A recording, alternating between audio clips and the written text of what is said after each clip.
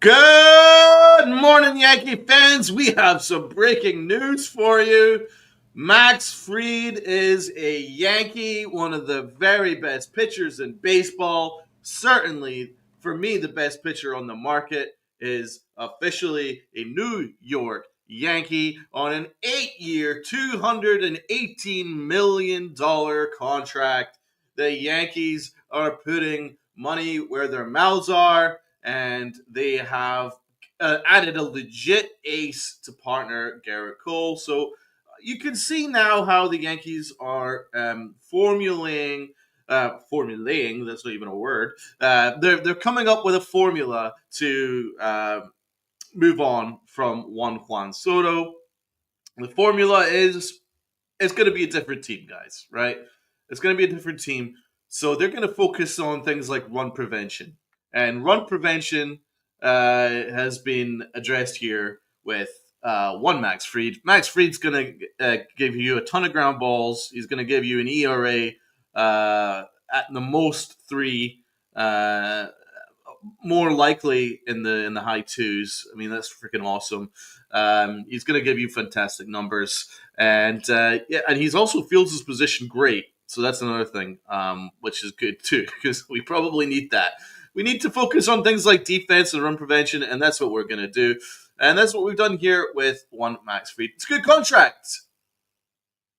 To one issue I have with it is 8 years. I feel that that's like crazy. There's no opt outs. There's no deferrals.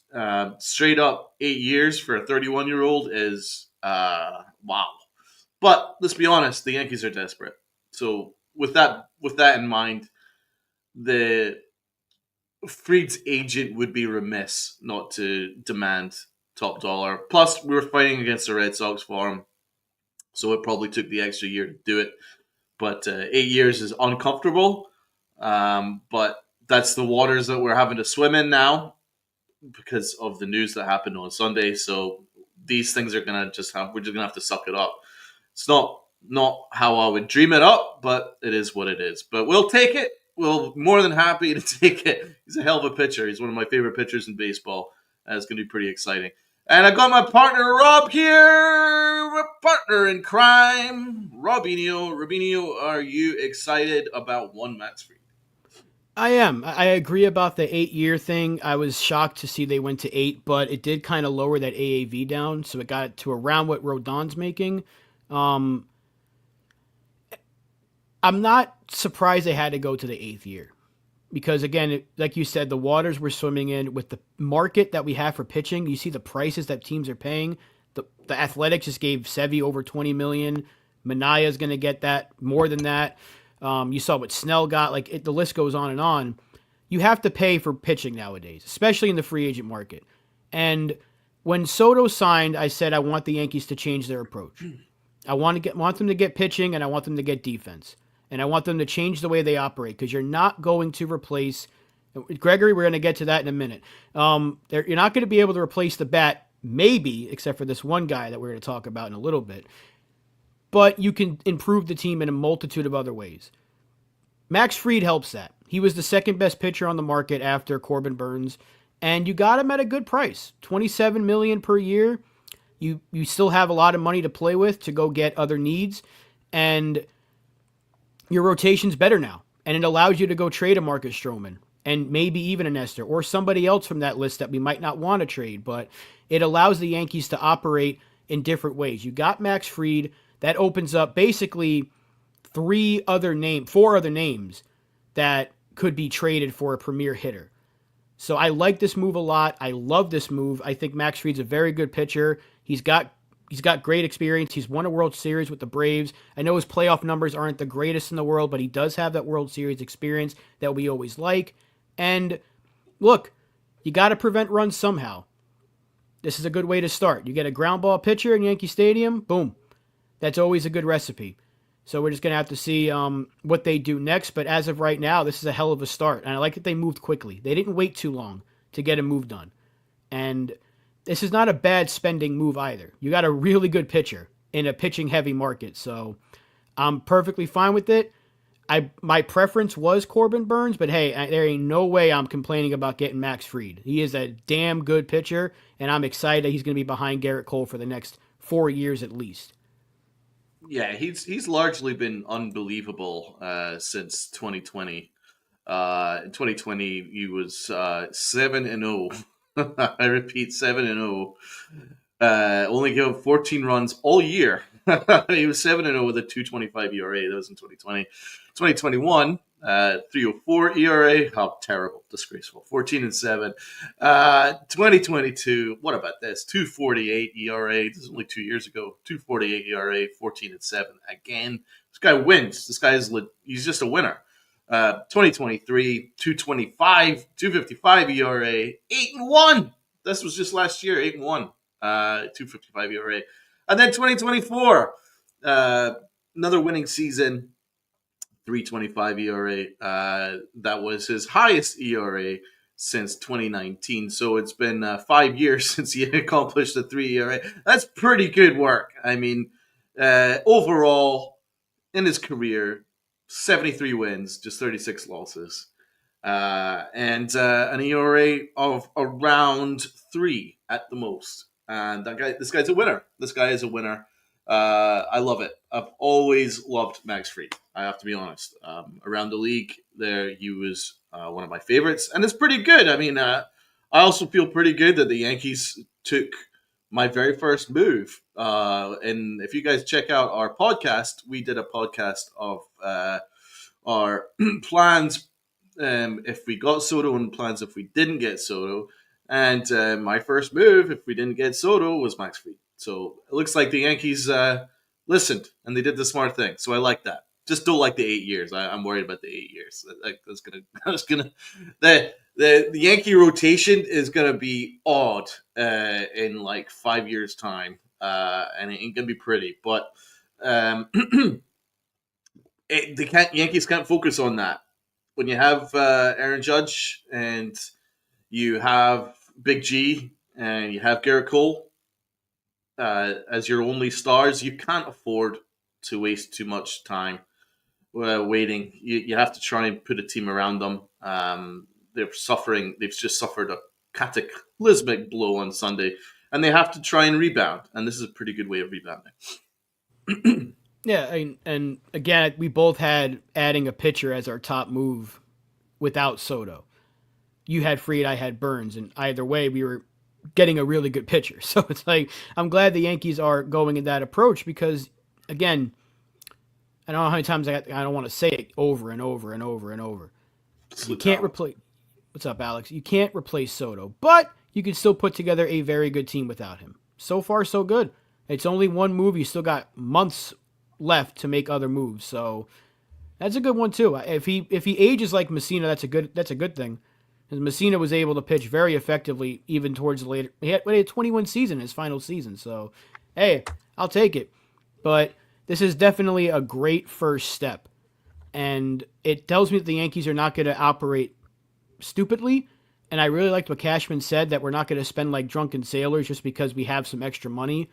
This move makes sense. Max Fried makes you better. Yeah, Tucker would replace Soto. We're going to get to Tucker in a moment, TC, but it's still hard to be like, all right, well, this guy is going to be, if we get him, we're better than we would with Soto. It's still tough to say that, but you have to go in a different direction. You can't just be like, let's replace Soto and we're good to go. Now you have to still improve multiple areas, and one area of need has been addressed, and this opens up the possibility of trading 4 different starters now for the Yankees to improve in other areas. So now they don't have to go all free agency. They can go in the trade route to improve this team. This is why I really like this move. It's a really interesting comparison with him and Mike Mussina, and if you want a shock, Max Fried has more seasons of quality ball than even Mike Mussina has. If you look at the number, look at just in pure terms of ERA, Max Fried's numbers are actually better. Mussina's career ERA is 3.68, and Max Fried's career ERA is 3.06. I'm not saying that he's better than Mike Mussina yet, but I'm just saying that at the moment, his career, plus a championship, his numbers have been better. So this guy's a legit pitcher. We should be very excited about it. Um, it's just the years. I would have been much more comfortable had it been a 6 year contract. But I love the AAV. The 27 million AAV is good. I think that's good because that was pretty much in line with what his numbers were on Fangraph. If I was looking at the projected numbers on Fangraph, it was between 25 and 27. Uh, the way that it was looking after the Sevi contract, it was starting to. I think it was starting to look like it was probably going to cost us 29-30 AAV. So to get it down to 27, that's probably at the sacrifice of more years that we're comfortable with.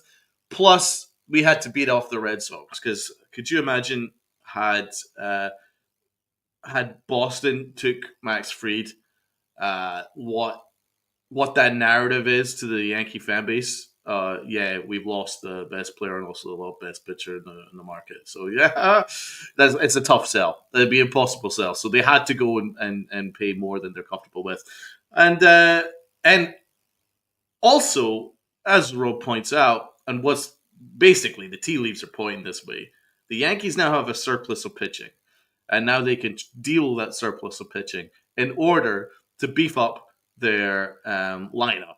And their lineup is borderline unwatchable, so they have a lot of work to do with this lineup.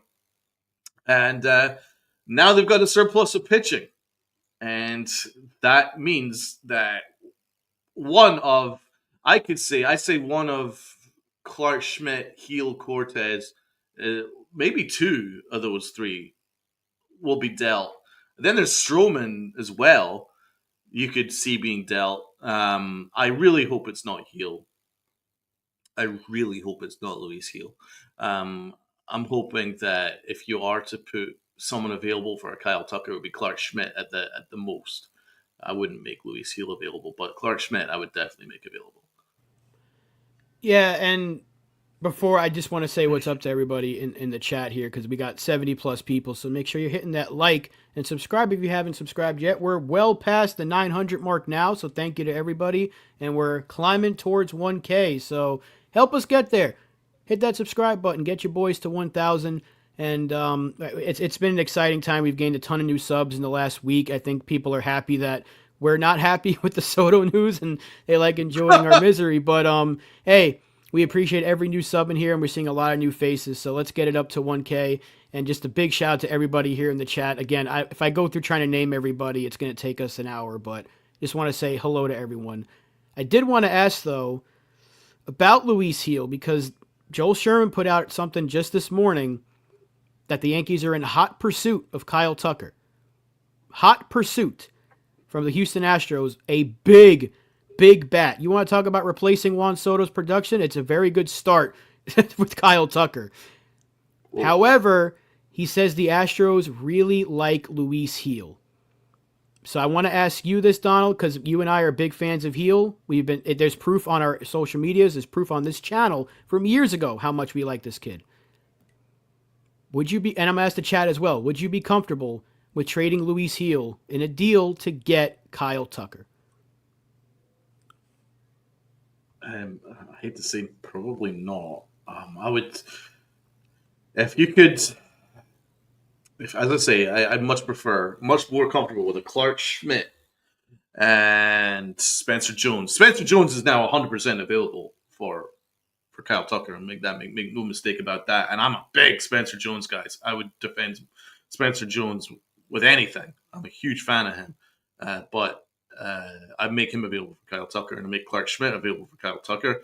I'd make um, I would make any of our other top prospects available for Kyle Tucker. But we just won Rookie of the Year with Luis Gil.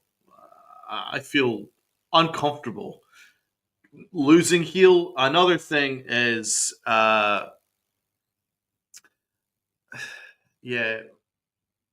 it's tough. It's really tough. It's really another thing here is, let's be honest. Other executives know the Yankees are desperate. Other executives know um, that the smart call is to ask for the moon and then you negotiate and then settle for the stars. You know what I'm saying? It's like I think that's probably what they're doing. I think they'll probably at the up end they're like, "Hey, we really like Luis Gil." I'm like, well, look, we're not going to give you Luis Gil, but how about A, B, C, D to get the deal done? But I don't know. It's going to be tough because if they say Tucker for heel or no deal, then we're really in a tough really in a tough bind, and I think we probably just have to bite the bullet because Tucker is the only way you can replace Clarkson. The only way you could replace Wanso. It's the only way, and not fully replace, but go at least 2/3 of the way towards replacing. I would prefer that I wouldn't give up heel though. At the moment, I'd hold fast on making other guys feel. Yeah, you might be able to entice them with giving quantity in terms of what the Astros would get back. They need bats, desperately need bats. So maybe you try to entice them with. Apparently, they like Ben Rice. They can have him. You can have Oh him all yeah. you want. You want Pereira for the outfield? You can have him too. You want Spencer Jones? You can have Spencer Jones. I mean, I like Spencer Jones, but I'd be willing to give him up for Kyle Tucker. Mm-hmm. Um, and a lot of people are saying this in the chat. He has to sign an extension.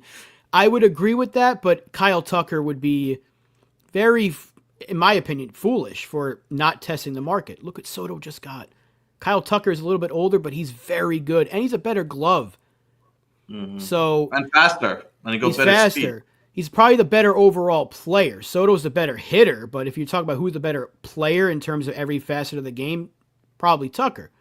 So he would get a king's ransom on in the free agent market, unless the Yankees are saying, "Hey, we'll give you like 400 some odd million or something like that." I don't think he's going to get Soto money, but if the Yankees are willing to be like, "We'll give you a huge extension if we make this trade," then maybe he takes it. I don't see him doing that, but at the same time, if we want to go back to the World Series, we have a very good chance of doing that with Kyle Tucker. So I don't want to trade Luis Heel, but you might have to bite that bullet if that's the only way you can get him. Because again, replacing that offense with Soto and making yourself better defensively, it's hard to find a player that can do that. And Tucker might be the only one that's available. Now, if you can say, here's Schmidt, here's Rice, here's Spencer Jones, here's Chase Hampton, and maybe like a Vivas or even Peraza. I don't want Peraza and Pereira to be the new Andujar and Frazier, but it's certainly looking that way. If you give them like 5 or 6 players, that might help them come off the Luis Heel ask. But Mm-hmm. they need control. Heel would have 4 years of control to Schmidt's 2 or 3, I think. So maybe that's what they're looking at because Valdez is also about to hit the market next year. So the Astros Mm-hmm. don't extend their own guys except for Altuve. That's something that they have to look at because they're going to be losing Valdez. They got to replace that, and Heel would be a potential frontline starter for them. For us, he'd be just like a number 3 at best with Cole and Fried here for the next 4 years at least. So maybe you look I at it mean, that way. would they really turn down like a Lombard, uh, Clark Schmidt, Spencer Jones, Ben Rice? Well, I don't. Maybe not Lombard because they do want some major league ready guys because they're still trying to compete. But Tucker's not a free agent until next year. Um, again, if they're in hot pursuit, that means some dialogue's happening, and maybe I would look. I'd give them Pereira. I love Everson Pereira, but where is he playing right now for the Yankees? He's not. And Pereira would potentially start for Houston. They need offense bad. They don't have a third baseman. Bregman's gone. They don't really have a first baseman either. They have Singleton. And if they trade Tucker, they won't have an outfielder. So the Yankees can give them those 3 positions Yeah, of they major league can ready talent. without giving up Hill. Yeah, and if you give up Schmidt in that trade, you might be able to do that. So maybe that entices them. Again, it's a rental. Now, if he's going to sign an extension, then you might have to give up Luis Heel. If you're getting Tucker for the next like decade, I think I'd be okay with giving up Luis Heel. But if it's for 1 year, um, yeah, I don't know if I do that. But I really want that. I want that bat in this lineup, like Yeah, no, bad. it's a no brainer because there's no one else on the market that I'm interested in to to to at least go 2/3 of the way to replacing Juan Soto. Brad says here, Sherman said Astros want starting pitching and corner infielders that are MLB ready. So, I mean, that would be Ben Rice. Uh, Another one, as Joe Shane Train says here, Peraza. That's fine. Listen, I'm talking about guys that I love. I love Peraza. I love Spencer Jones. I love Luis Heel. I love Clark Schmidt. I love all these guys. I love Lombard. I love a lot of these prospects. But Tucker doesn't come along very often.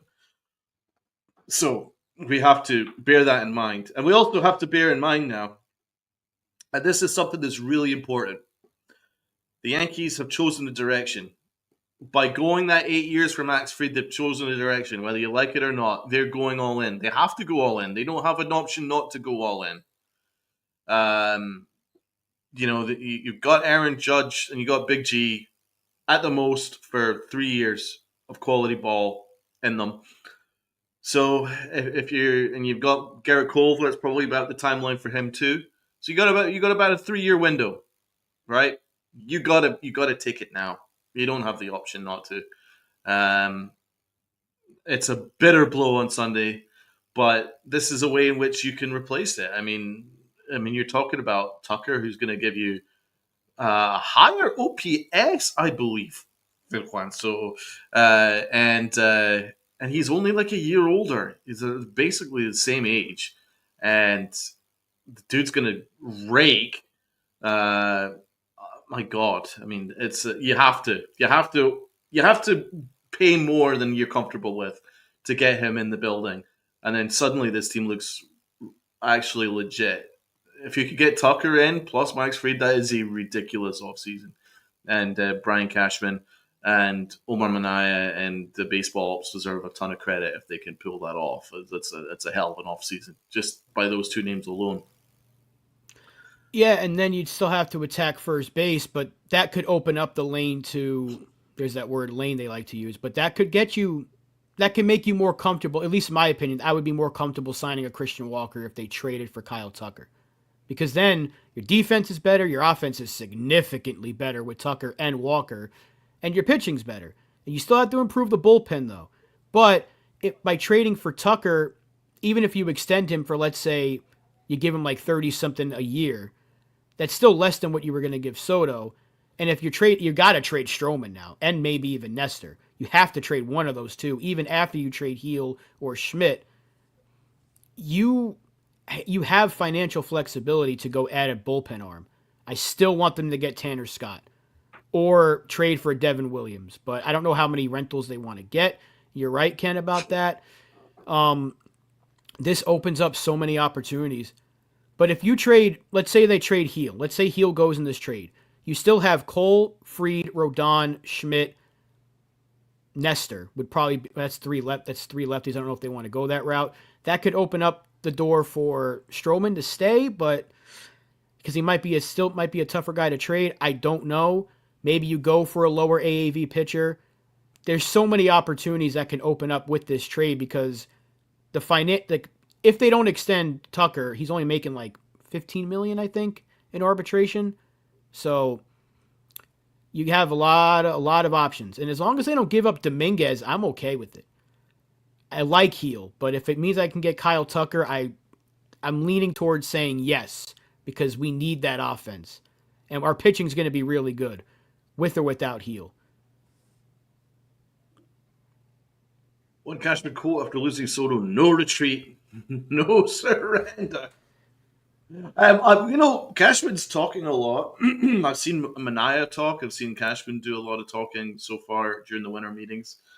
And there's an optimistic tone there. And that is surprising. But I think baseball people are actually quite relieved that they have all this resource available to them to actually build a more well rounded team. Um, there is an opportunity to, instead of not having it be so top heavy, which would have happened had Sunday gone the way that we wanted it to go, that they can now build a more well-rounded team with better defense, and you still get some representative offense, especially if you get Tucker, and you've added some pitching. So That's probably what the baseball ops are feeling. And we just have to trust that they can get it done. Um, I disagree with all one saying that he's yesterday's news. I guess he is, but I'm not. I'm still not. I'm still not gonna pretend that I'm not crushed that that it went the way that it went. But this is a pretty good way that the Yankees are going about things here. They're being very aggressive, and they have to be. They really have to be. So let's continue this conversation about packages. Um, I think there's really no reason for us to re-enter the starting pitching market, even if we traded an arm away. We've got a surplus of pitching. We really do. So, if the Astros need pitching, you could put in. You could put in, if you want, you could put in Cortez and Clark Schmidt in the package. You could put in Clark Schmidt and Will Warren in the package. Uh, if they really want to do that, I would love that. If we could trade Will Warren, that'd be beautiful. Um, if any Astros guys that are watching, Will Warren's awesome. You'll love him. Will Warren and Clark Schmidt is someone that you could possibly put together in a package, and then you maybe add like a Lombard, Ben Rice. I mean, if you could get that done with that, um, and then Emerson Pereira or Spencer Jones, you do that. Yeah, it's a no brainer. It's a big package, but you're going all in right now. You have to go all in. So you're doing a disservice to the fan base. You're doing a disservice to Aaron Judge and Garrett Cole if you don't go all in. And frankly, we haven't really gone all in a while. Let's be honest. We didn't even really go all in last year when we got Juan Soto. We dipped our toes in the market afterwards, but we weren't really that aggressive, and it bit us in the ass because we lost the World Series and we lost him. So maybe this is a learning curve, and the Yankees are like, shit, right? Maybe we do need to be a bit more aggressive. But I'm excited about the possibility of Tucker. Like, there's only like two names for me that I'd be interested in after losing Sunday. I can't even say his name. It's heartbroken. But the two guys that I could think of that would replace that, Tucker and Vlad. So if you can get Tucker, holy shit, man. He's freaking amazing. He is freaking amazing. What a player. And to steal him from the hated Astros would be just like amazing too. So yeah, there's a reason to be excited now. Yeah, for sure. I want Kyle Tucker on this team. And there's a lot of similar things coming from the chat, like Troy here. Whatever package for Tucker, as long as we can work out the extension to also swap with the Cubs for Belly to play first base. That's MLB The Show stuff right there. I don't know if they'd be able to get Bellinger, but hey, if the Cubs are eating some of that money, absolutely. Who's the better free agent, Vlad or Tucker? In terms of team need, I mean, next year, probably be Tucker. Don't put Tucker here. But I love Vlad Jr. Apparently the Mets are trying hard to get him, which of course they are. But I mean, look, the thing is, if with attacking first base, I know that the Yankees are going to want Vlad and they're going to probably want Murakami, but there's no guarantee. This year proved us anything. It's that the Yankees can't get whoever they want. It used to be if the Yankees really want somebody, they'll stop at nothing. Well, that was proven wrong the other day. So maybe you have to go get a first baseman now, just so you don't have to worry about it next year. That could be where a 2-year deal with an option for Christian Walker does come into effect. Maybe you trade for Nathaniel Lowe now because Texas just signed Jake Berger. Nathaniel Lowe could be available. I would still love, that was the first name I brought up this offseason for first base was Nathaniel Lowe. And I'm not going to come off that. So I would love to go get him. But Tucker would address your outfield. He makes your outfield better, makes your lineup better, and then you still got to go get a first baseman. So he's a very underrated player. Even with his stats, Ken, you're absolutely right. He's very underrated. And in Yankee Stadium, he might match he might match Soto's home run total. Like that's how much pop this dude. He kills us every time he plays us. So we've seen it Mhm. firsthand. This guy kicks our ass every freaking time we have to play him. I would love to have that on our side. Yeah, and Texas traded for Jake Berger, so now they might be a little more willing to move Nathaniel Lowe. They also need pitching. So could we entice them with some pitching prospects? We have a ton of pitchers. We drafted like 18 of them this past year. This is what the Yankees are now. They draft pitching, they develop some of it well enough to where they can trade them for bats. So if you can if you can trade a package of pitchers, or even like a Nestor Cortez to get Nathaniel Lowe, sign me up for that. Lowe and Tucker is a dream for this team right now for me. That's two Do you know huge what's lefty bats. Do you know what's crazy? Tucker has a 408 on base percentage, which is basically just a little below Juan Soto. His slug is 585. His OPS is 993, which is better than Soto. OPS plus of 181, which I believe is better than Soto too. Wow. Plus 11 stolen bases. That was just last year. This is before That he got was just hurt. that was yeah, that was just last year, man.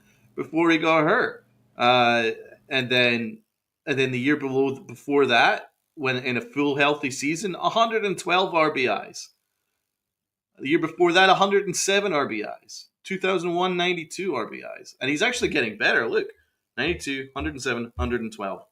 Um, his batting average is in the high 280s. You're basically getting the same kind of numbers as what Juan Soto's giving you.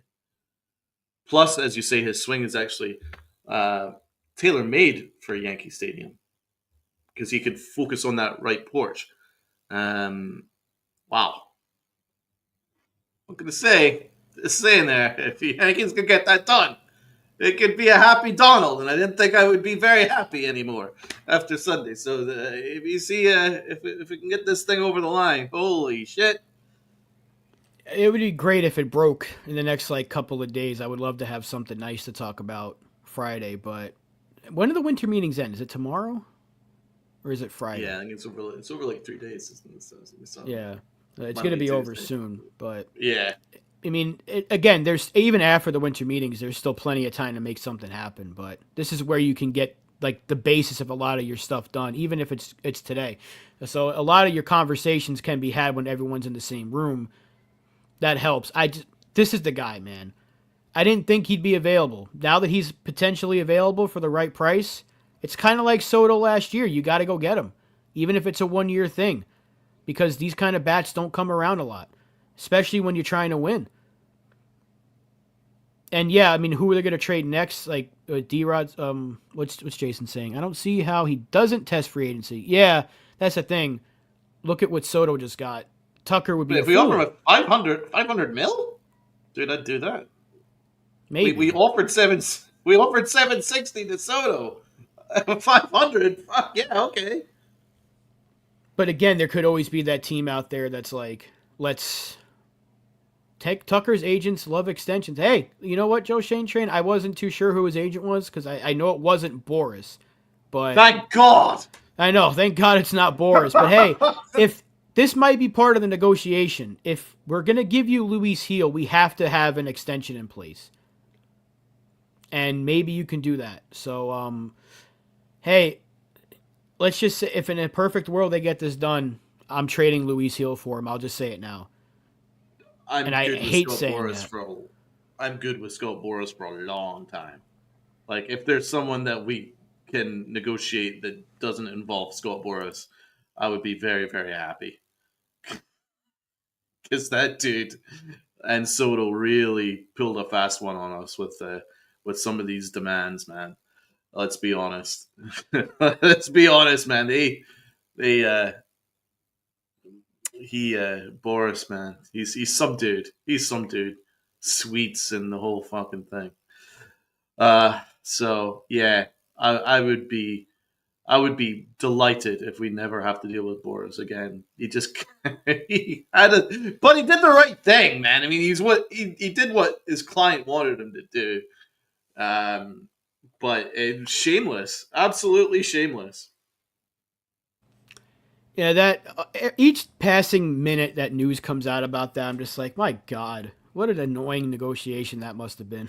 Like, Yeah, I'm right. glad it's over with. I know it's still a tough pill to swallow, but I'm over it. Um, Now I'm moving on, and then it seems like the Yankees are moving on. Cashman was just on MLB Network earlier. I'm gonna watch that later to see what he said, but that's where the "no retreat, no surrender" quote came from that Brad brought up. But I'm excited now, and I said it the other day. I'm excited to see what's next. John, they haven't gotten Tucker, but they're in hot pursuit, is what Joel Sherman is saying. So we'll see. Troy's saying Tucker is represented by the same agent as Derek Jeter. Uh-oh. We know how that went. But yeah, look, anything can happen, man. If you entice the guy with enough money, he might stay. And if we can get an extension done with Kyle Tucker, TC, I think it was TC that just said it. I Oh, love that'd be that so something. much. That'd I be love that something, so wouldn't it? much. But yeah, I mean, I'm trying to think. Would you give up Henry Lalane? Yeah, sure. Why not? I like the guy. I like him, but what is he's like 19.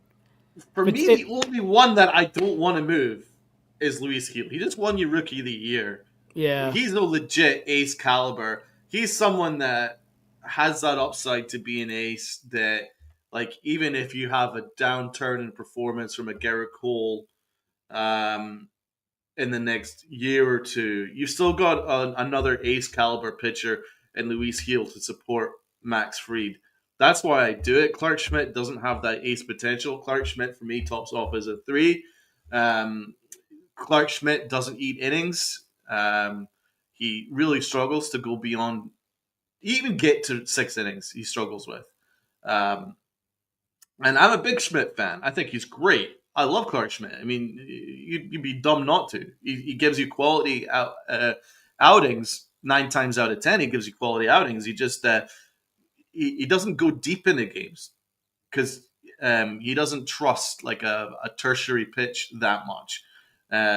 So that's someone where if you're to do something, you would take advantage of his upside and you take advantage of that and move it with that surplus of pitching. So Clark Schmidt is a guy I would definitely make available, and the Astros couldn't complain. He's a freaking excellent pitcher. It's just yeah, I don't see him as a number one or number two. Luis Gil, I see as a number one or number two.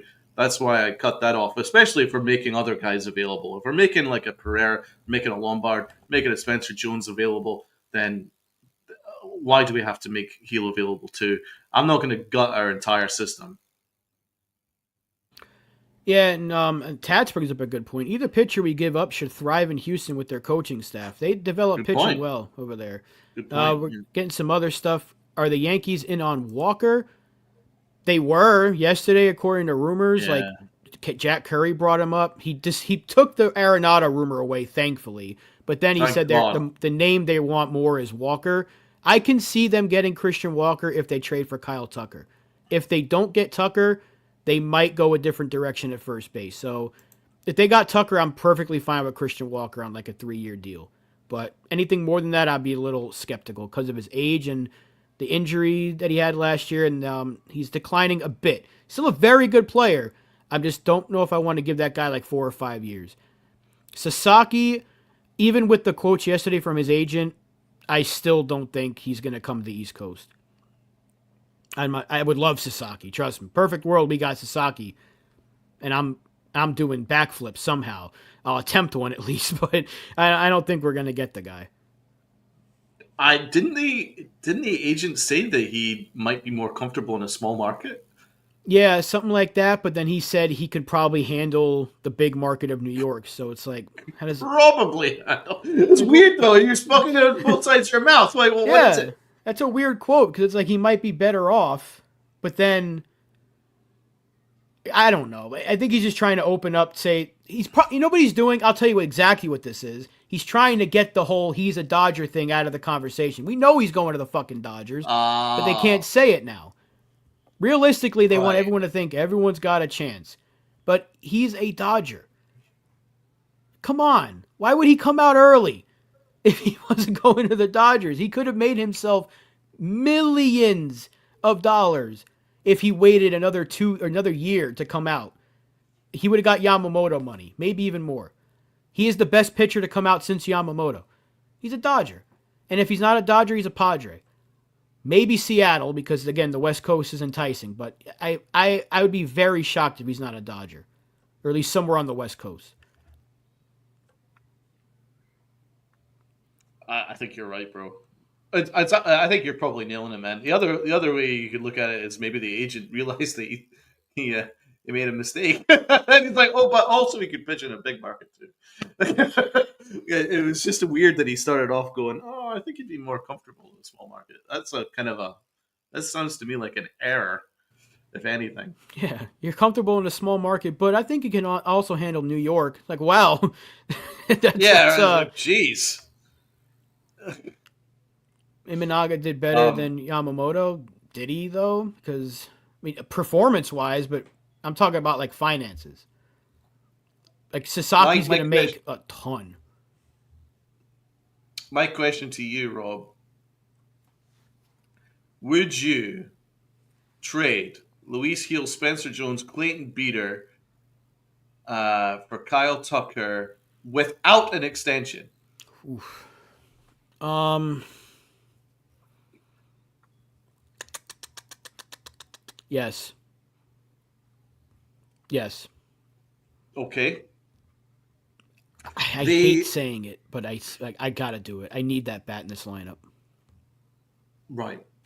The good news is because he's not represented by Boris, there's a better chance that his client isn't going to play games and play teams off each other. So there might be a better chance of actually getting an extension done even at the end of the day. But uh, if uh, if I'm being honest, probably no. I would say no to that because you're giving up your entire system. You can't do that.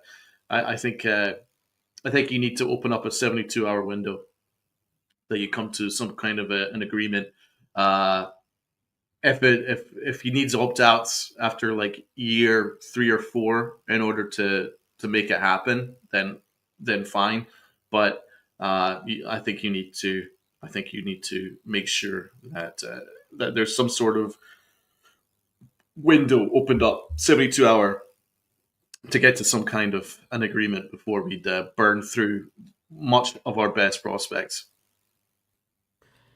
Yeah, I mean I understand that, but like again, these are players that I all like. I don't hate any of these. I love Beater. I think Beater could be in our bullpen starting in spring training.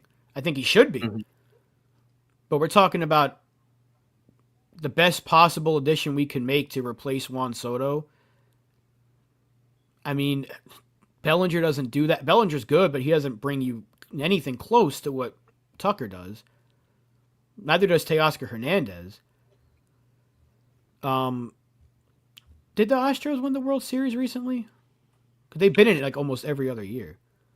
Did Well, they Kyle Tucker and yes, 22, Kyle right? Tucker, yeah, 22. Kyle Tucker had 3 homers, 6 RBIs in the playoffs that year. He had 4 homers, 15 RBIs in 2021 in the playoffs. Um, Not great batting average though in the playoffs, just 229, just an on base percentage of 309, and a slug OPS of 685, which is all below average.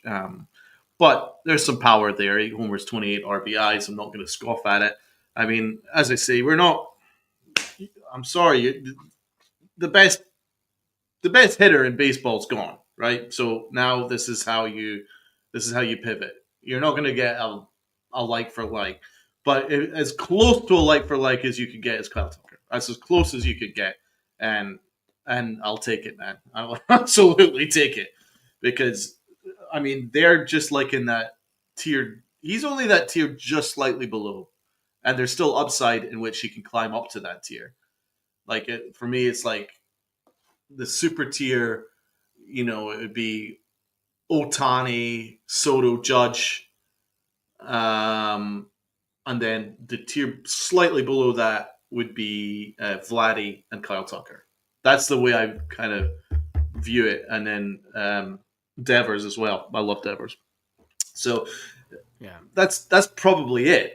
So I mean, if you can even get close to that by getting a Kyle Tucker, you are jumping for joy. And ideally, they'd get an extension done because, like, obviously you want to keep that guy in the lineup. That would help. I don't think people would forget, like, be like Soto who, but it'd be like, this is a damn good alternative. If you don't have Soto, you can get Kyle Tucker because Yeah. that's hell of a protection for. Well, he'd probably bet in front of Judge. I don't know. Would you put him in front of or behind Judge? Let's just say we do get him.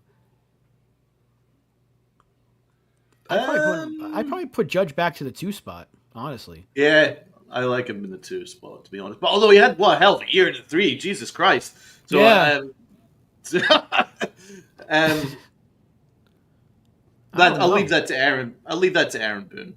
That's I'm. it's a I task. mean, I'm not gonna over worry about 2 or 3. I'm more worried about who's gonna lead off. Those kind of issues because we still don't really have a lead off hitter. But we have to take things a step at a time. We're talking as if we've got Tucker. We have to get Tucker first, and that's still going to be a hell of a task because the Astros are not going to give him up for cheap. No. The optics of trading to the hated Yankees would really piss off the fan base unless they can get a massive haul. So they're going to get a massive haul off us, and we have to be comfortable in those waters. We haven't been comfortable in those waters before, so let's see how we're comfortable we are now. Um, let's see. Let's wait and see. But if we can get it done, then we can talk about the fun stuff. But there's still a lot of work to be done at the moment. If you ask me that question, do I make Luis Gil available? No, but that means that it still doesn't mean that I wouldn't get the job done as long as we can fill up the rest of the package with all the rest of our pack. We've got a ton of prospects, man. George Lombard is one of the best prospects in the game. He's excellent. If you can add him in there, I would do it. I mean, yeah, that is certainly true, but at the same time, they want more major league ready guys. It's similar to what San Diego wanted for Soto. But they wanted pitching, but the Astros need hitting. Yeah. But I think Heel and King are kind of in that same category of a guy with great stuff and a whole lot of potential for multiple years of control. Heel has more control than King did at the time of the trade, but if it's Schmidt, then you got to give up more. Hey, Ken, thank you for the 5 gifted memberships. Ken Claus continuing. There's a bad pun. Ken Claus continuing to give out some gifted memberships. And congratulations to everybody that did get one because I do have to sign off in a moment, but I want to name the 5. David Saborito, Jake Boss, Jeffrey DeLuna, Oakley Turner, and JT. All gifted memberships by Ken Claus. So once again, thank you to Ken for that awesome gifted memberships. Once again, Ken coming through in the clutch, kind of like Derek Jeter in the postseason. But I do have to cut out here, so Donald, if you want to keep the chat going, by all means. I just want to say thank you to everybody here in the chat. It's been awesome. 144 people watching between YouTube and X. Wow. So please, if you want to come over to YouTube and join the conversation, sub button. We are on the fast climb to 1,000. And stay in the chat for my boy Donald here because he's going to be taking questions, whatever you have, whatever he wants to talk about, whatever you guys want to talk about. But I do have to run. Hit that like button, and I will see you all Friday with Uncle Tats. Have a good day, everyone. Let's go get Kyle Tucker. Thank you, Rob.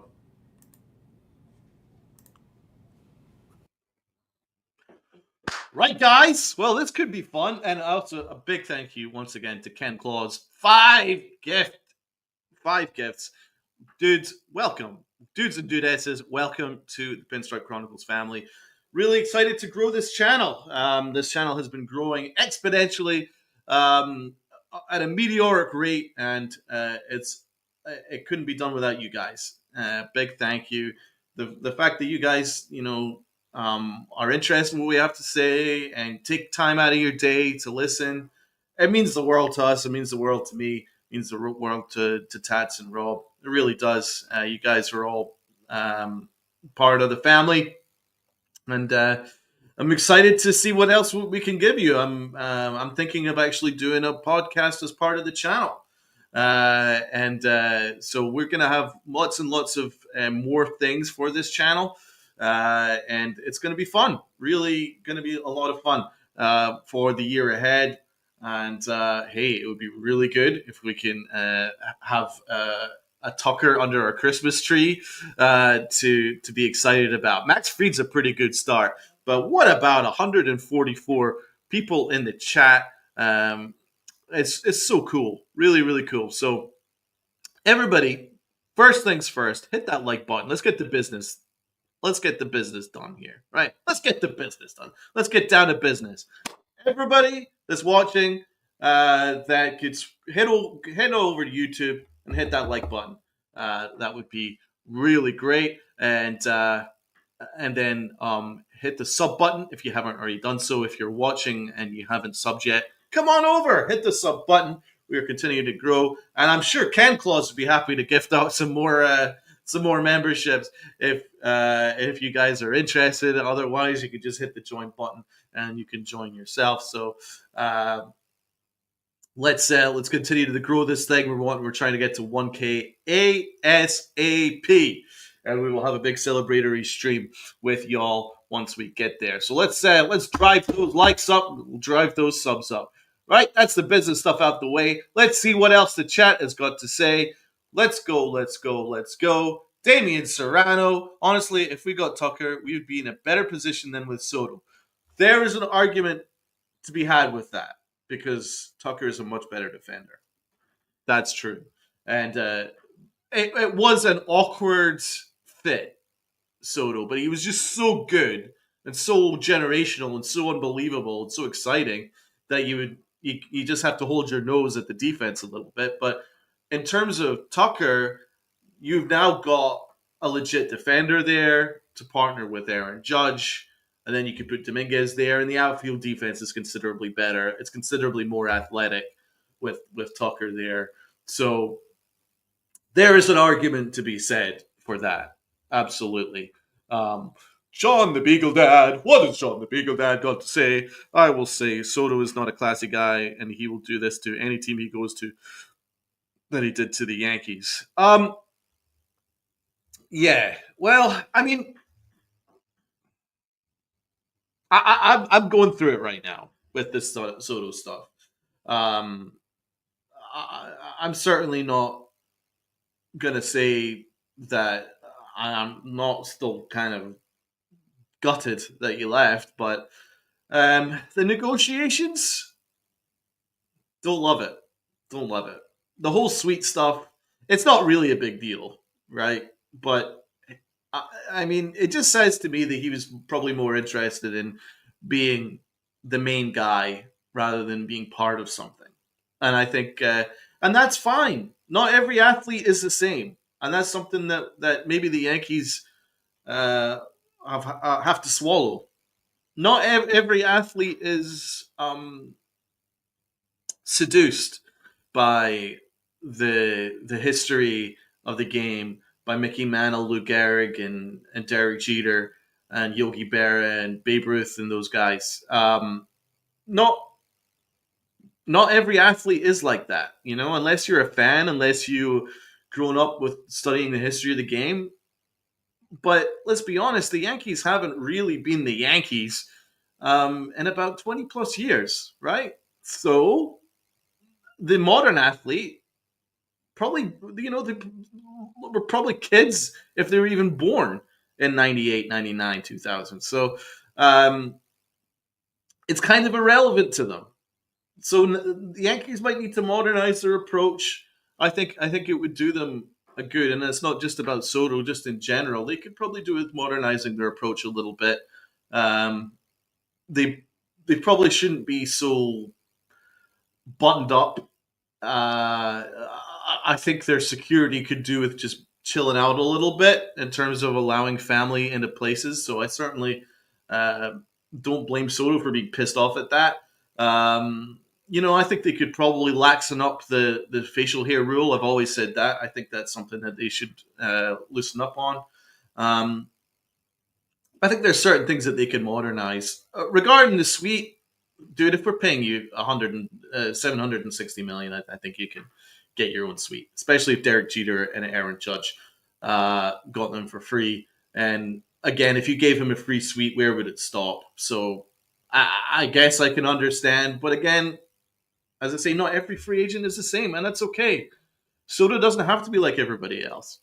Um, so I think that he chose to, and he definitely chose to go to the Mets. He chose to go to the Mets um, because, from what I understand, the week prior, and this is from Andy Martino. This is from Heyman, from Michael Kay, that Juan Soto had a meeting with Stearns, the Mets GM, a week prior in Fort Lauderdale, and Stearns walked away from that meeting thinking he wasn't going to get him. So something changed. Something changed because the consensus was that he was going to the Yankees. And it looked like the consensus was, Andy Martino said that prior to sitting down for dinner on the night that the news broke, the news was it was the Yankees. Then something happened. Boris and Soto reached out to the Mets saying they've still got a shot, and then it moved very, very fast after that, and then the Yankees were out of it quick. So let's be honest, he chose the Mets. Now, if you saw our immediate stream, I was furious. I was disgusted, and I probably said some things out of anger about the Mets that I actually kind of regret because, to be honest, credit to them, man. Salute to them. They did the job. They did a better job of convincing Soto than we did. We have to just accept it. I'm not happy for Soto, not by any stretch of the imagination, but I understand. I understand. Listen, the Yankees could do with modernizing their approach a little bit. I really do. I think they can do it. We can always have the history. We always got the history. We always got the great Yankees thing. We always have that. That's something that we have that no one else offers. So we're stupid not to celebrate it. But we could probably ease up on some things. I mean, the Cohen really pushed the family stuff. The Yankees didn't. I'm not saying that it decided that the contract, the 800 million decided the contract, but it obviously helped. John the Beagle Dad says Soto is a RAT. Soto effed us, bro. I'm still going through the stages of grief. I absolutely love Juan Soto. He's the player that I've wanted for a long, long time. For me, he's my favorite hitter in baseball. So to see him go, I'm crushed about it. I'm not going to pretend that I'm not. So, as I said, I would be incredibly hypocritical. And I've seen some hypocrites, by the way, that said, "Oh, we have to get Soto, have to get Soto." Then after we left Soto, we don't need him anyway. I'm not like that. I'll be honest. I'm not a hypocrite. I stand by that. So hey, dude, for the Mets fans that are watching, you guys did it. Congrats. You got one over on us. And this is something that the Yankees need to learn from. This is the first time that we had someone that we've lost. This is the very first time ever that the Yankees have had someone that we lost. Robinson Cano doesn't really count because we weren't even that all in on Cano. Once Cano tested free agency, I think we were okay with him leaving. So this is the first time that we had someone that we desperately wanted to keep that we've lost. Never happened before. A-Rod came back. So this is a new one. And so for Met fans that are watching, that are, you have to understand this is the first time it's happened to us. And so there's obviously going to be, in the initial experience of it, there's going to be like questions like, what is happening? But that's the stage that we're at. I'm not gonna call Soto this, that, or the other. The truth is, he was about him. He wasn't about the Yankees. He wasn't part of being part of something special. He wasn't interested in Monument Park. He wasn't interested in all that stuff. Hey, not everyone is, bro. Bros and broettes. That's it. Not everyone is. Not every athlete's the same, and that's fine, right? Maybe Tucker's a better fit. So let's move on. We just have to accept it. It's gonna still gonna take time for me, but there's some people that are Yankee fans that have moved on much quicker, and I wish I was you guys. It really hurts, but I'm excited about Tucker. I have to be honest. Now let's talk about Walker. Brad says here, get Walker first, get it done, then focus on Tucker. Yeah, I mean, Walker, he's 33, 34. Do you want to give him a 3 year deal? I don't know, man. It just feels like it feels like we're repeating the same routine. Um, AOG, you killing me, cupcaking for so. Give me your pinstripes card. Revolt.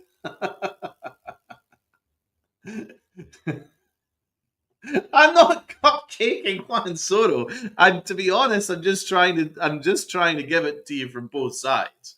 I mean, anybody can just scream Soto is this, that, and the other, a scumbag, and all that stuff.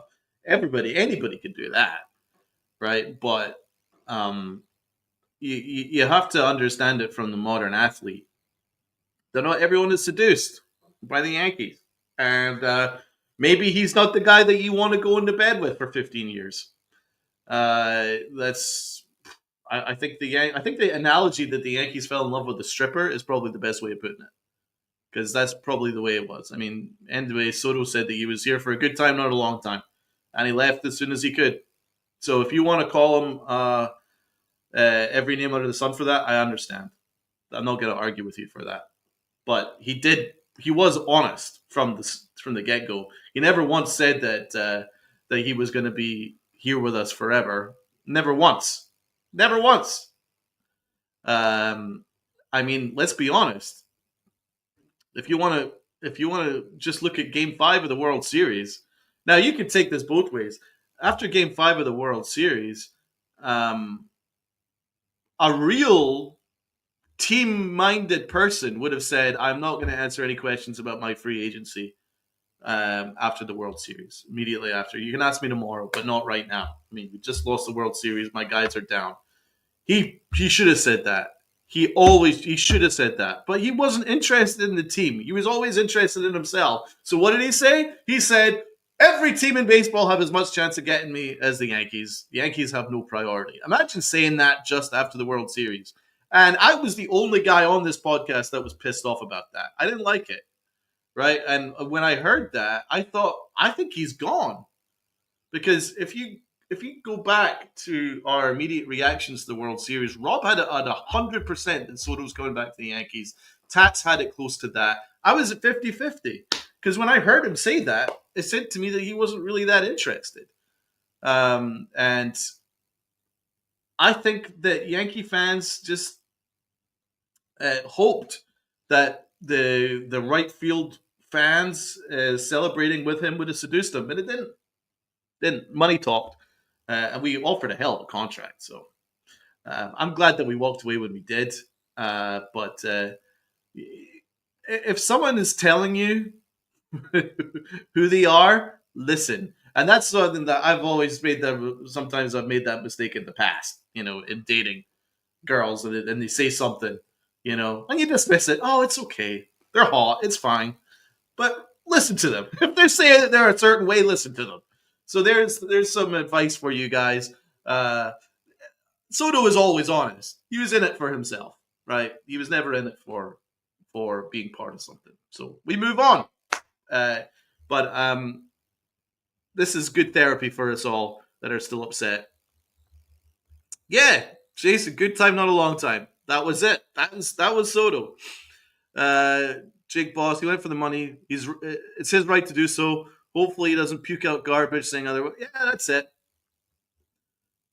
Money talks, BS walks. Exactly. You see, this is good.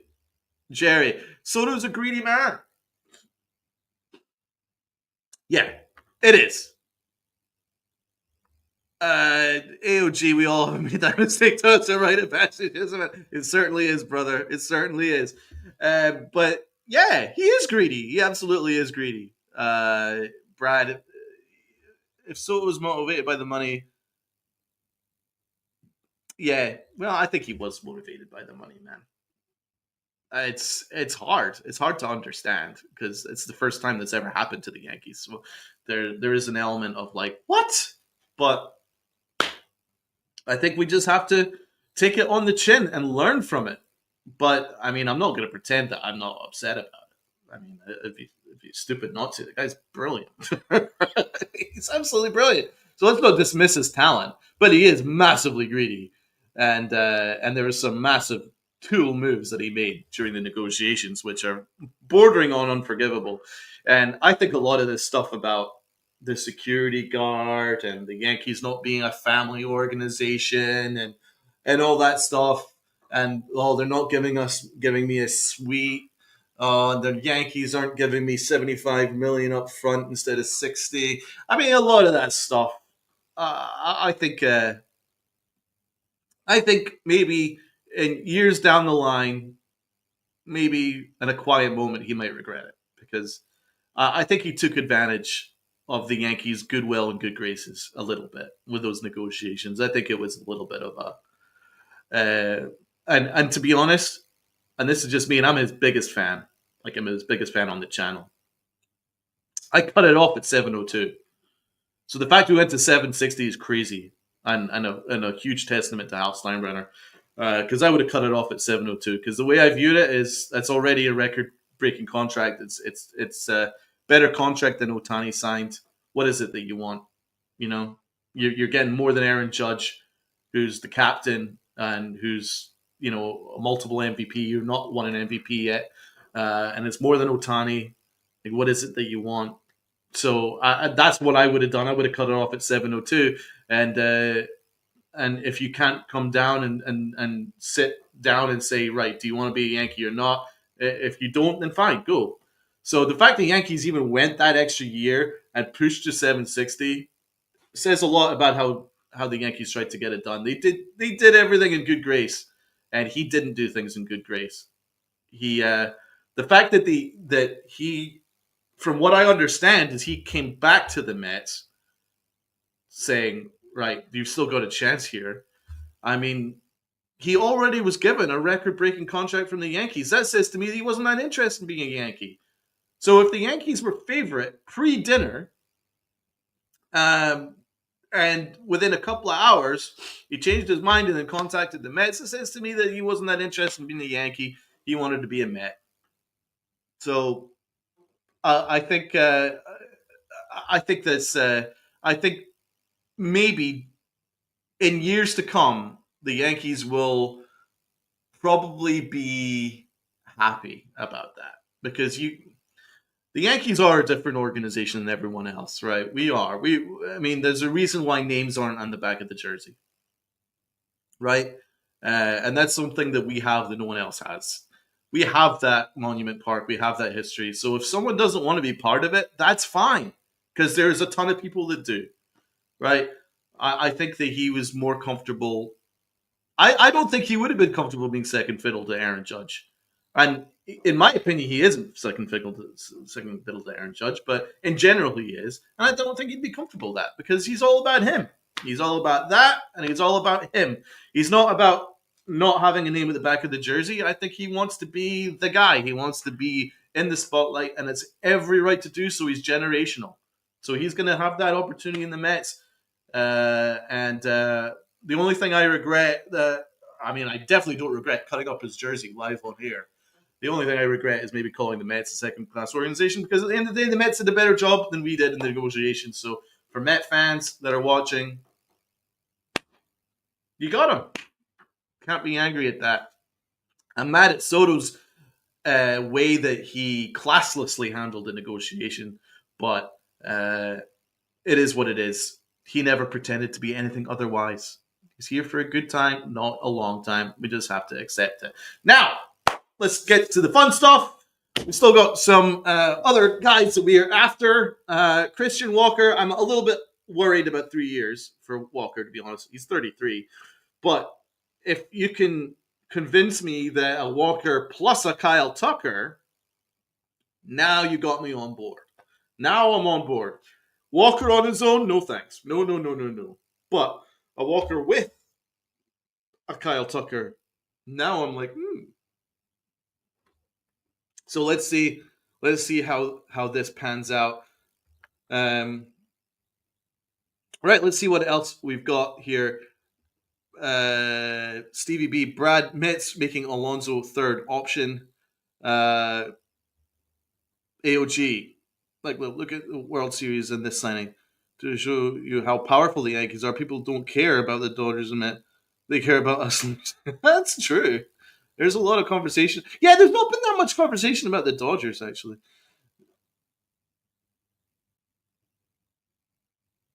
19 comment NYC 84. He's like the Mets will be watching us in the postseason. All right, I like the optimism. Jerry, good way to put it. Thank you, man. Walker is the best defensive first baseman. Nobody knows. Oh no, I know his defense is elite, but so was Anthony Rizzo's when we signed him. Let's not forget Anthony Rizzo's defense was elite. But people age fast, especially in baseball, man. Once you're at the age of like 33, 34, you could drop off like that.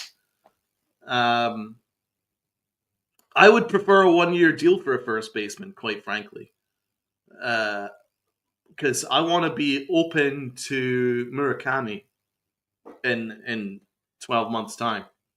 That's what I want. I want to keep myself open for that. So if for instance, if I get myself a Nathaniel Lowe and a trade, if I could make a deal for a Santana on a 1 year, even a Goldschmidt on a 1 year, I would do over 3 years for Walker. I just don't love the years. I don't want to be tied to 33, 34, they're 35, 36 year old because just look at what we're in, the situation we're in with DJ LeMahieu. DJ LeMahieu went from MVP, we all love him, to people forgetting he's even part of the roster. We're paying him 15 million. I mean, I love DJ LeMahieu. Loved him. My God, I love that guy. I got his jersey. And by the time he signed that extension, which we were all happy about because he was so freaking good, he was a multiple MVP candidate. Now the dude's a joke. And that's how fast the game can change. And that's how fast you can age. Pitching wise, you can find a way with age. You can turn from velocity into a more of a finesse pitcher. That can happen. Offensively, once you lose your bat speed, once you start picking up injuries, then you are cooked. And that's what's happened. That's why I'm the DJ. That's why I'm to Rizzo. So it can humble you fast, as Jerry Cadil says here. He's right. The game will humble you fast. It will, and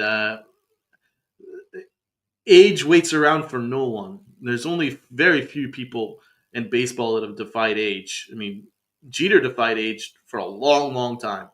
He did, but there's very few guys that can overturn it and still be freaking incredible. So I'm worried about taking on a 3 year deal for a 33-year-old. I'm not going to pretend otherwise. But if you add it with a Kyle Tucker, then I could live with it. But I would much prefer, if we were to sign a Walker, I would prefer a 2 year deal. Then fine. 2 years, no problem. I can live with 2 years. 3 years is, especially if there's no opt outs. After year two or year one, then I would be pretty upset with that. If you could get a 3 year deal with an opt out after even a year one, sign me up. Perfect. But otherwise, I think there's other options out there. I think our biggest priority has to be Tucker, but you can trade for Bellinger and you can put him at first base. What's wrong with that? You can trade for Bellinger and you can trade for Tucker. You put Bellinger at first and you got Tucker in the outfield. What's wrong with that? He was La Machine for us once. I know. And it, but bang. A-Rod, even last year hitting before retirement was hitting better than average. I know. And then he struggled, and then the Yankees got him pretty quick, uh, unceremoniously. Um, so it happens, man. It humbles you fast, that game. Third year team option, 7 million buyout. Okay, yeah, that could work. That could work. But no, I mean, as I said, well, I've said it consistently that I don't want Walker for a 3 year deal. So I'm not going to suddenly just start trumpeting just because he's a big name. Um, I love the idea of Kyle Tucker though. I would that I'm all in on. So we have to see what else happens. This is going to be a fun. It's going to be a fun off season. I would I would love Kyle Tucker. I wonder who else we could get. What do you guys think? I've also heard that we're in negotiation with the Brewers for their closer. That would be great because we do need to get a closer. And it looks like the Yankees are being very very aggressive to address all their needs. And let's see. Feinzen says the Yankees could deal away Clark Schmidt after acquiring Max Fried yesterday. All right, that makes sense. You trade away Clark Schmidt, and as part of the Tucker negotiations, you get it. Let's see. John Morosi, Brian Cashman on MLB Network a moment ago on his team's aggressiveness after losing Juan Soto. From the Yankees' standpoint, no retreat, no surrender. That's kind of a badass quote. I'm not gonna lie. I'm not gonna lie. It's kind of badass. And to be honest, we need it. And I've been very happy with the Yankees PR post Sunday. I think I think that they've done a very good job of like being optimistic and being positive, and it's helping. It's helping, the to move on. They've been very positive. They're like, this is what we're going to do. We're going to get as much talent as possible. Minaya said, you know what? It's not going to be the same team, but we're gonna focus on other areas. We can, and you can see that. So FJ says we reached out to Tanner Scott's people. I love that. Guy Lozano, right? Sasaki. Oh, this is about his agent. No, he meant the pressure from the Japan market, not the USA market. Thanks for clarifying that. Tony Clark. So is something brewing maybe for Tucker or Crochet? Well, Tucker for sure. I don't see us getting after Crochet after we just got Max Fried. Donald, I just noticed during Cashman's speech this morning about the homegrown future talent helping this season, he didn't mention Spencer Jones. Interesting. Right, okay. Yeah, I think the Yankees might be upset about his strikeout rate. It's almost 50% last year. Cash God reincarnated. Well, I'm giving him this offseason.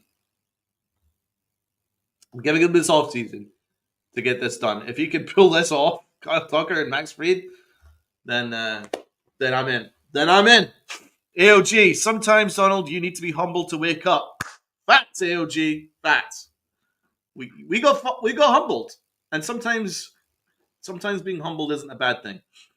Um, only 46 likes, guys. There's 152 in the chat. Come on, the math ain't mathing, right? 46, 152. Math ain't mathing. So how about hit that like button? If you're watching on X, head on over YouTube, hit that like button. And as Marshall Brown says, hit them likes, hit them likes. Dev says, hit like bottom. You don't need to hit any asses. You could just hit the like button. It's you head over and click that like button. That'll help the algorithm. But I mean, I got nothing else to fucking do. So if you guys want to hit me up with some questions and hit me up with some stuff, I'm happy to stick around for a little while. I don't care. This is this is a fun conversation. CBB Jones was hurt for a month. Made batting adjustments. Second half was much better. Yeah, he was. Dude, I'm a big Spencer Jones fan. I'm a big Spencer Jones fan. I've always been a big fan. I love his athleticism, and I loved what I saw in spring. I saw him in spring, man. I thought he was freaking great. And I like his. I like his. I think he has decent command of his strike zone, but unfortunately, he got hurt and then he struck out far too much. But he's young. He's young. He's not the finished product. Joe Shane train. Spencer Jones will be good for the Astros. I like it. By the way, it's Joe Shane train. Let's be honest. Joe Shane, there is no Joe Shane train. The Joe Shane train is off the rails. So maybe you need to amend your name to Joe Shane's train is off the rails. Joe Shane should be fired. How about that for a tag name? I love you, guy. Anyway, man, thank you for your comment. CDB Jones is going to be great. Give him time. Like Dominica needed, he'd be fine. I think he'll be fine too. I'm actually a big fan of him, but I'm sorry. Uh, I've been consistently Spencer Jones is not available under any circumstances. The circumstances have changed. The circumstances are Kyle Tucker's available, and the Astros are looking to trade him, which is mind blowing to me. So let's jump on that train and let's get it done. If it costs us Spencer Jones and Clark Schmidt and a corner infielder or two, yeah, yeah, no problem. See you later. Wish you all the best, Spencer. That's the situation we're in because the way and this is something that I've always been very consistent about when I assess the Yankees. I always try and assess things in an even manner. I take a step back and I don't try and just be a fan shill. I don't like shills. I never have. I take a step back and look and try and assess the way the Yankees have operated as an organization. Post 2010, the Yankees have never really chosen a philosophy and gone all in on that philosophy. Yes, they always say to the fans, we're here to win. We're all about winning. Win, win, win. But if you look at the way that we have addressed free agency and the way we've addressed trades and or even mid-season trades, the Yankees haven't gone all in, and that's just a fact. I mean, the amount of times that the Yankees have been competing, and then we get to a trade deadline, we don't do anything, and then Cashman says, but they were asking for our firstborn sons, and I wasn't prepared to do that. Well, sometimes you have to be prepared to do something if you want to get your end goal to be a world championship. And the best example was what did we do after we extended Aaron Judge? We didn't really do anything. We gave him the big contract. We didn't really do anything. What did we do after we gave Garrett Cole the big contract and we signed him in free agency? Didn't really do anything. So, I mean, it's one thing to, you signed the big extension. You're great. Cool. Good job. But what are you going to do to build a team around them? They haven't really done it. So they haven't really built a team around Aaron Judge. So, they did that Juan Soto deal. You do the Juan Soto deal 100 times out of 100. That's a great contract. It's a great trade. Loved it. You do it 100 times out of 100. Love King, love Thorpe, but you have to give to get. It was the right deal. The only thing is, why did the Yankees let Kopech go? Why did the Yankees let Edman go? Why did the Yankees let Flaherty go to the Dodgers? You can't do that if you're trying to compete and win a world championship for that window that you have of Juan Soto and an Aaron Judge. So it cost them. It cost them because the Dodgers are celebrating, and the Yankees lost their best player. So maybe this is winds the Yankees up to a certain extent. They have to be more aggressive. They have to be. So they've the philosophy is you've got Aaron Judge, you've got Big G, You got Garrett Cole for a limited window. You got them, I would say, about 3 years of quality in them, of high end quality. So you gotta build around them. So you have to be a little bit more. You have to be a little bit more aggressive, and this is it. It looks like we're being aggressive. It's the right way to go because otherwise you don't go all in, and then you've just wasted the prime of Aaron Judge and G and Garrett Cole, and you can't do that. It would be a shame on their careers. So it's a lesson. It's a lesson. I mean, I said it all along last year. Why are the Yankees not more aggressive? You've got Juan Soto on a 12-month window. Why did the only move we make was De Los Santos? And why was the only move Mark Leiter Jr.? I mean, what are we doing? You have to, sometimes you just have to give up a little bit more than you're comfortable with if you've got a window for someone. So let's take advantage of this window. Aaron Judge is coming off an MVP season. You're not guaranteed that next year, but while you're guaranteed to have Aaron Judge giving you quality years, then you need to build around them. So let's do it. Cashman said he doesn't want to be like drunken sailors throwing out all kinds of money. Well, that's fact. I'm not once in these past little diatribe that I just had, right? I didn't once say that I wanted them to spend like drunken sailors. I'm just saying that in trade negotiations, I want them to probably be a little bit more aggressive than they're comfortable with, and maybe give up a couple more prospects than they're comfortable with in order to get the job done. Because this is a window. Listen, just look at the Dodgers. Look at the Mets. If they want someone, they go get that someone. The Yankees need to start doing that a little bit more, or they're just going to get lapped. They're going to continue to fall behind, and that's just a fact, guys. I have to own up to it. This is a different era. This is a different era now. They in the thousands, growing up in the thousands, the Yankees were the only competition for themselves in terms of getting the best. I mean, that's just the truth. The Yankees wanted someone, they'll get him. But now it's different. It's a different era. Now you got Cohen paying out of his own pocket for players. I mean, listen, you look at that contract that Soto signed. I mean, the Mets don't even make half of that out of their gate. Not even half of it. A lot of it's going to come out of Cohen's pocket. The Yankees are operating under different circumstances. They're a business. They're actually, you know, they don't pay out of pocket. They pay from what they generate as an organization, which is the biggest in sports. But still, it's still a business. Mets are operating under different circumstances now, and the Dodgers they've taken advantage of a loophole in the system, which probably needs to be closed in the next CBA. But they've taken advantage of a loophole in the system, and they've deferred like hell. They're going mad for deferrals, and they're finding the right clients to take to accept these deferrals, and they're getting everyone no object.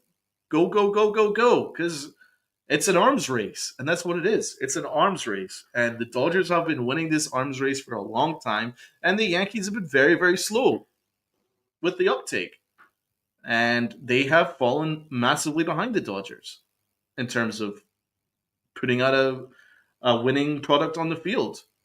So it's time. I'm not saying the Yankees need to get into deferrals. I'm not a big fan of deferrals, but I'm saying that the Yankees need to be a little bit more aggressive, and they need to maybe do a little bit. Might need to modernize their approach. I think that's a big takeaway. They need to modernize their approach, and it's not just acquisitions on the field. I think the Dodgers have done a much better job in terms of management, and I think they've done a much better job in terms of the product on the field. And I think they they do the fundamentals better. They just do things better than the Yankees do. So again, the Yankees need to modernize their approach. The Yankees are very much stuck in the thousands. They have been for a long time, but they do have good baseball people. So I'm not shitting on them. I mean, Omar Minaya is a good baseball person, and he's a good name to have beside Brian Cashman. And the Yankees have a pretty good front office, so I'm not shitting on them. And I think they're willing to modernize their approach, but they uh, they have been they got beat by the Mets for a player. It's never happened before, and the Dodgers have been beating the Yankees for fun for players for the last 5 years. So again, time to modernize your approach and get with it. This is a different time now.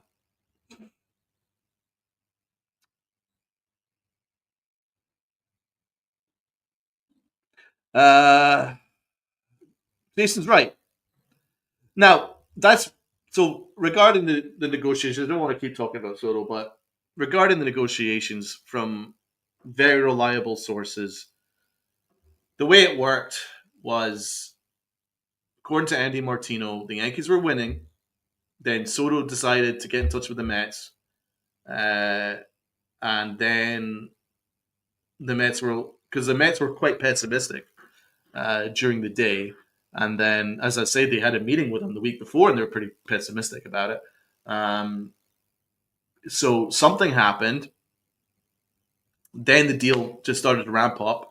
And let's be honest, Cohen did say very, very, very, very much from the start, whatever the Yankees offer, we're offering 50 million more, right? So that was always going to be the deal. The Yankees were never going to outbid the Mets for Soto. It was never going to happen. Cohen always had a 50 million advantage, and so the way it worked was once the negotiations started ramping up, and then it started to go in the Mets' favor.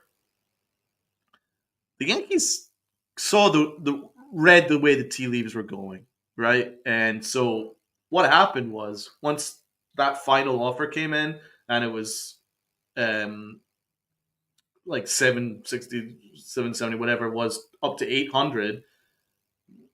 Boris went back to the Yankees. He didn't say, "Would you match?" and Soto will take your deal. He said, "Are you interested in upping your offer?" The Yankees said no, and that was it. Truth was, even if I think the way that the negotiations were going, I think he wanted to be a Met. That's why he contacted the Mets. If he wanted to be a Yankee, then he wouldn't have contacted the Mets. He wanted to go to the Mets. That's as simple as that. So even had, and I'm glad he didn't, had Hal Steinbrenner matched that offer, then Cohen would have added another 50 million or another 40 million, another 30 million, and it would have continued on and on and on. At the end of the day, he was going to be a Met. Something changed. Soto decided he wanted to be a Met, and that's his prerogative. You have every right to do it. It sucks, but that's the way it worked. That's the way the negotiations went. I think a lot of this fluff about sweets and Yankees not being a family organization, I think, I think, I think a lot of it is just PR in order to protect Soto's image because Soto basically just did some piggish things during the negotiations. Like he just wanted to be him. It was all about him, right? So I think a lot of it is PR fluff, but I think there's certain things the Yankees could learn from. So I'm not saying that the Yankees are completely unaccountable here. Uh, I think the security could be a little laxer with family. Um, they're very tough. Security is very tough at Yankee Stadium, and I know they're trying to protect players and stuff like that, but I think they could ease up. And the whole suite business. Listen, maybe the Yankees need to maybe the Yankees need to ease up on that too. But as you can't just keep giving and giving and giving to a selfish player. You can't. It's against our philosophy, and that's fine. It's against our philosophy. We are very much a philosophy where you join us and you're part of history, and we don't cater to anyone. People want to be Yankees. The Yankees don't have to sell being the Yankees. And if you have to sell being a Yankee, then you don't really want to be a Yankee in the first place, right? The Yankees sell themselves. But there are things that we can do to modernize our approach to make us a bit more interesting to the modern player that maybe aren't that interested in our history and all that stuff. And there are some things that we could learn from. So, again, I'm not a shill for the Yankee organization. I try and be open minded with things, and I think that there are things that the Yankees could do to modernize it, modernize their approach. I certainly think they could modernize the facial hair thing, and I think they could do it being a little bit less buttoned up. But in terms of where they are, they're about winning, they're about history and all that stuff. That's who they are, and they need to protect that. So that's good. Protect it at all costs, and if and you don't bend to anyone, you know. So I think the Yankees could learn from it, but in general, they handled the negotiations right. They did everything right. They did everything right. At the end of the day, if Soto wanted to be a Yankee, he would have been a Yankee. From the sounds of things, I think Scott Boras and Soto had a plan. The plan was to reset the market, and Soto wasn't interested in players. I mean, he had no preference between the Yankees and the Mets from the get go, and that should tell you everything. If you go into free agency and you don't have a preference, even though you just spent a year and you went to a World Series with an organization and you hold no preference towards them, that should tell the Yankees everything. So down the line, the Yankees might not regret this. The Yankees might actually probably be quite relieved because you don't want a selfish person that's in it for themselves. You don't. You really don't. And that's coming from the biggest fan of his, one of the biggest fans of his. But I think he kind of wanted to be the main guy, and he has every right to do that. If he views himself as generational, I agree with him. Then he probably wants to be the main guy and not be second fiddle. So it's his prerogative, and the Mets got the guy. So there's no coping here. I'm just trying to be a little bit more open minded about it, considering when the news first broke, I lost my mind. I was angry. I was pissed. But uh, you learn from it. There are certain things you can learn from, but I'm glad that the Yankees handled the negotiations as they did. And as I said before, if I was Hal Steinbrenner, I would have backed out even before the 760. I really would have. I would have backed out at 702 because for me, the 700 should close the deal there. But that's the last time we talk about that man. Right, 551 likes, 918 subs. All right, so we're getting up the likes a little bit, guys. But come on, there's still 140 in the chat. Let's get the likes up a little bit. Everyone would be clowning us that we got scammed. Yeah, I mean, listen, if you look at it, a lot of people are saying that it was a massive overpay that the Mets had. I'm not going to, I don't know. I'm not going to say that because if it was an overpay, why did three teams try and get in those waters? I mean, the Red Sox were in, the Blue Jays were in, and the Yankees were in. That's like four. That's like four teams plus the Mets. That's like four teams. So four teams were willing to spend that amount of money. So they all view him as generational. And the market is what the market dictates, right, guys? So obviously, us as fans, we look at it going 760. That's ridiculous. That's stupid. What the hell? But the market dictates that. There's four teams that are willing to spend that money. So, good for him. At the end of the day, from Soto's perspective, he wanted to reset the market. Guess what he's done? He's reset the market. So he won. He won. He won negotiations. So you can't be bitter about it. He got what he wanted. He didn't want to be a Yankee. That's just the simplest fact.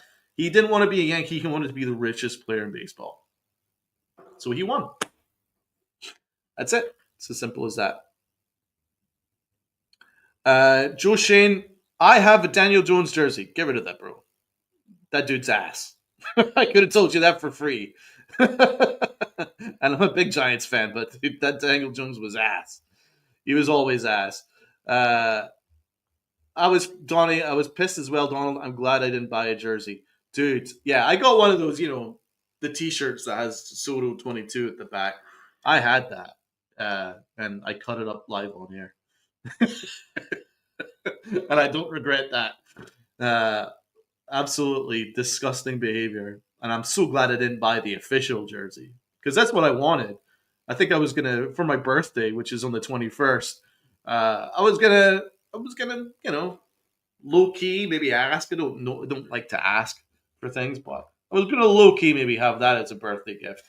But that's out of the window. It is what it is. We move on. 19 con man. All Otani and Soto did was guarantee a lockout is on the horizon. It's a great point. I think a lockout is a possibility. I don't think they'll shut down the sport, but it's getting out of hand. Let's be honest. It's getting out of hand. A lot of this is getting out of hand. I think the deferrals is getting out of hand.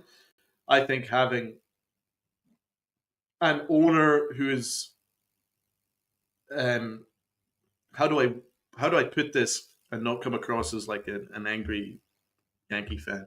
Um, I think that having an owner which is willing to put more money in than they actually get in gate receipts, I think is a bad precedent, right?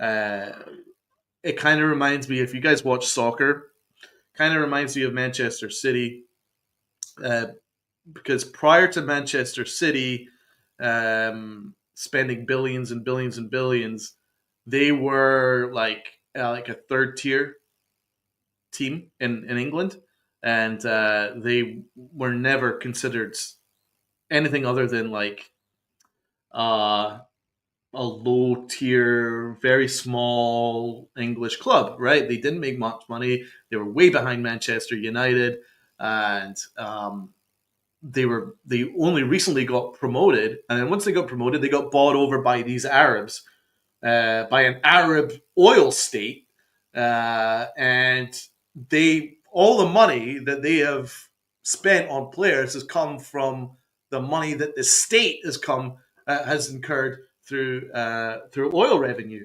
and they just put it into the team.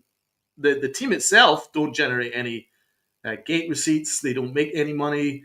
They're a very small team. They don't have a very big fan base at all, and they just spend it all from oil revenue. So I know not a lot of people watch soccer, but I do. Um, so that's something. That's something to pay attention to. So then you have the big teams like Arsenal and things like that, and they've gotten lapped because even though Arsenal are a big team like the Yankees, they spend what they have earned from being a historic big club. Same with Manchester United, Arsenal, those kind of teams. They've spent from what they've earned as being a big club that they've earned having a reputation over 100 years.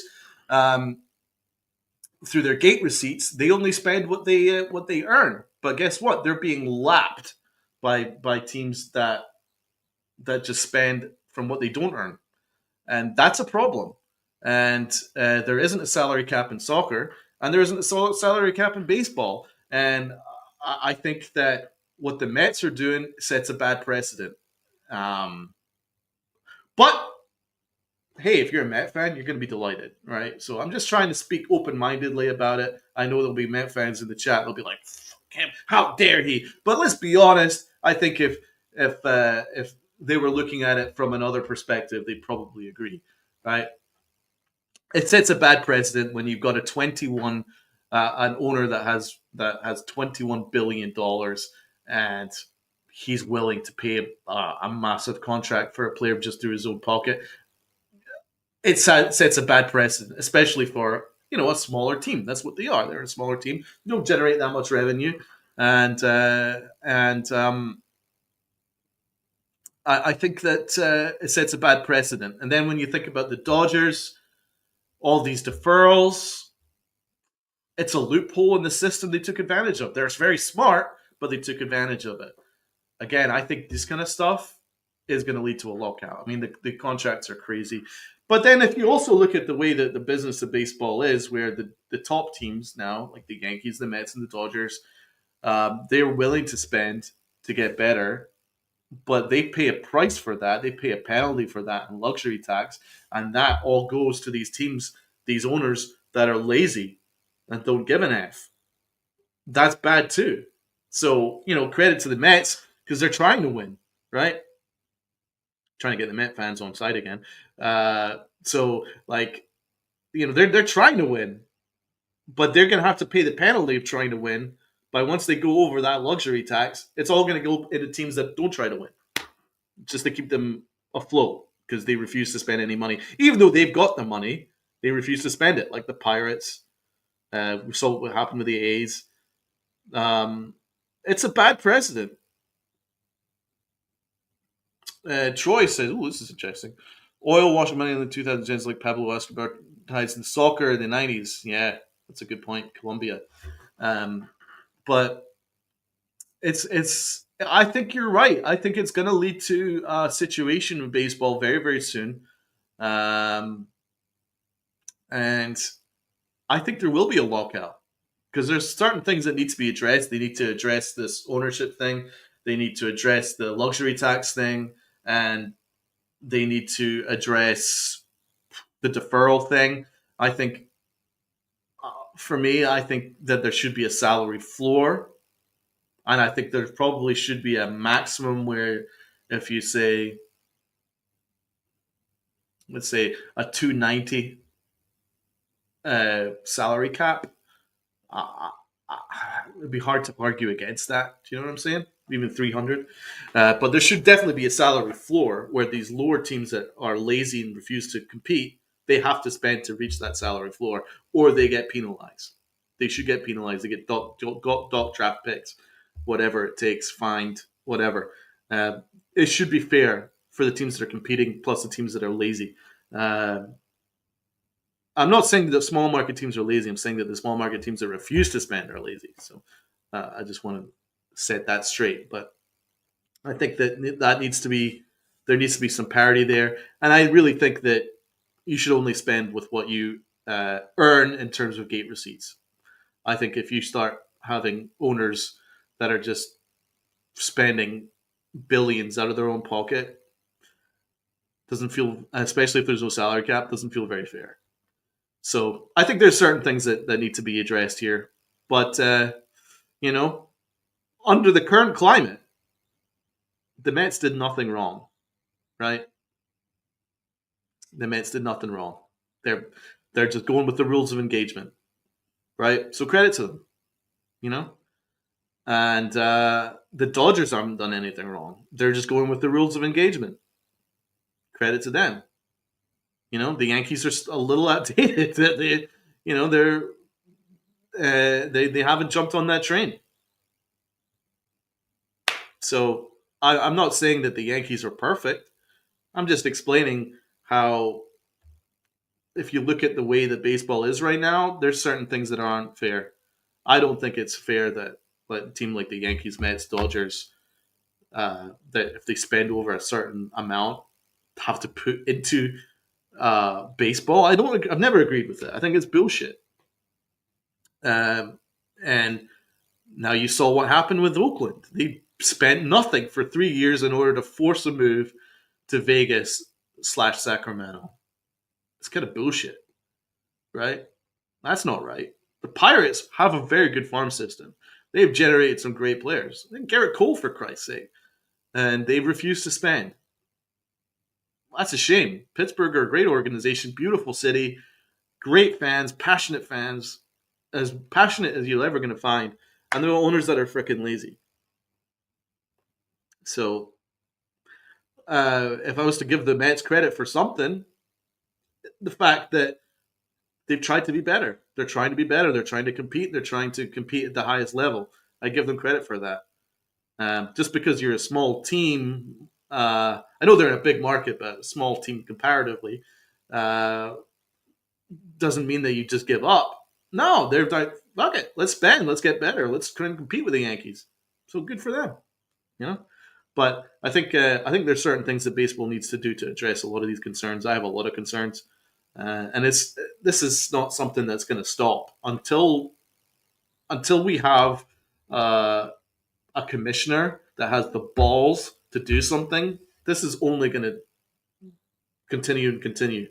The rich are going to get richer, and the poor are going to get poorer.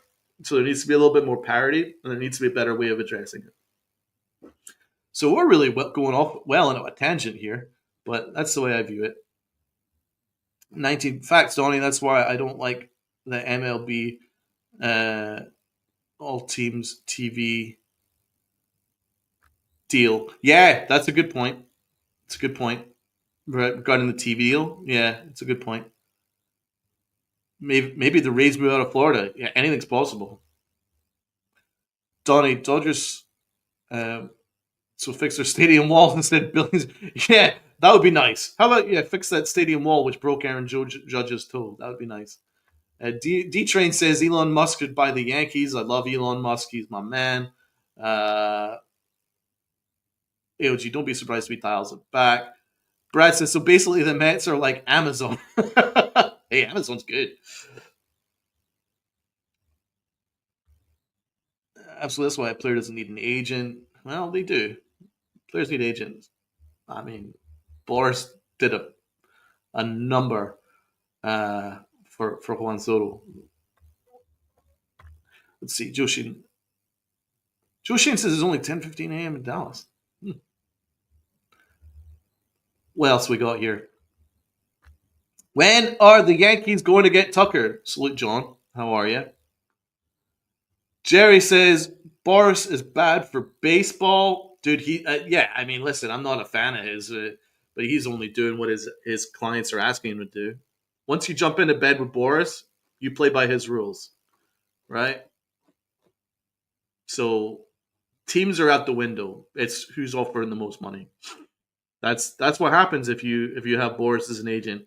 So Soto wanted that, so he got it. Can't gripe. That's what they set out to do.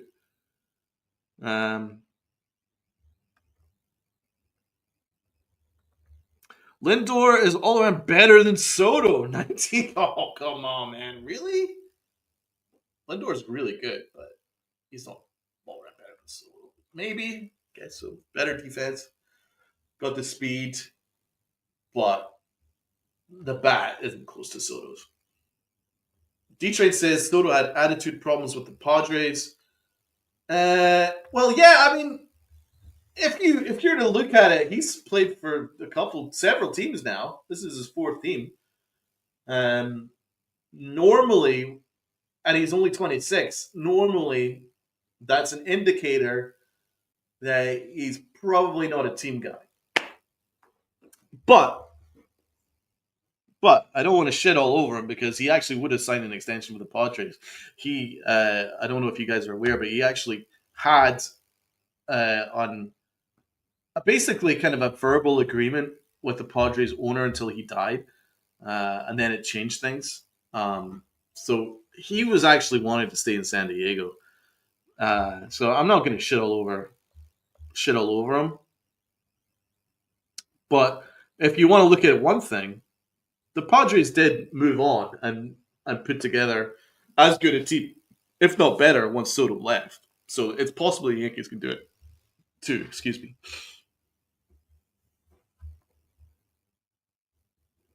Brad says Judge gave up his position, and now Soto wants a sweet. Wow, piggish, as Don LaGreca said, and he's a Met fan. Piggish. So I actually like Don LaGreca. Being honest, man, he's a cool dude. I can't watch Sal putting a fucking crown on his head. Don LaGreca's got it right. You know what I'm saying? At the end of the day, money talks. The Mets offer the most money, and the story. But it is piggish to ask for a sweet. But again, if you're jumping into waters with a player that isn't interested in your team and just is there in it for the money, sometimes you have to do things you're not comfortable with. I'm not saying that they should have given him the sweet though. Donnie Clark, Mets gave for free. They basically their negotiations were better than the Yankees' negotiations because they had intel with certain things that the Yankees did that were buttoned up that pissed off Soto. So the Mets jumped on that. and it convinced they were super nice. They I mean, Soto got bought like a frickin', let's be honest, he got bought like a fucking prostitute. He went to Cohen's 21 $5 billion mansion with a waterfall and swimming pools and this, that, and the other. He was going all out for them. You know, he was treating his mother like a princess, and he has every right to do so because it won the negotiation. Right? The Yankees don't need to do that because we're the Yankees. Cohen knows that he can't sell the Mets as as something like that. They don't have the Monument Park. They don't have that, but they got the money, and they got an owner that cares about players individually, and he did the job. So I'm not going to shit on them for it. That's their advantage. You know, the Yankees had their advantage, the Mets have their advantage. They took advantage of their advantage. That was it. Simple as that. Free sweep, yeah. I mean, if Derek Jeter didn't get a free sweep, why should Soto? Is that man ever going to reach contentment? Well, we'll see. I think he's probably pretty happy. I mean, if you got $800 million, I think you're basically part ownership of the Mets. I think he's going to be pretty happy. Um,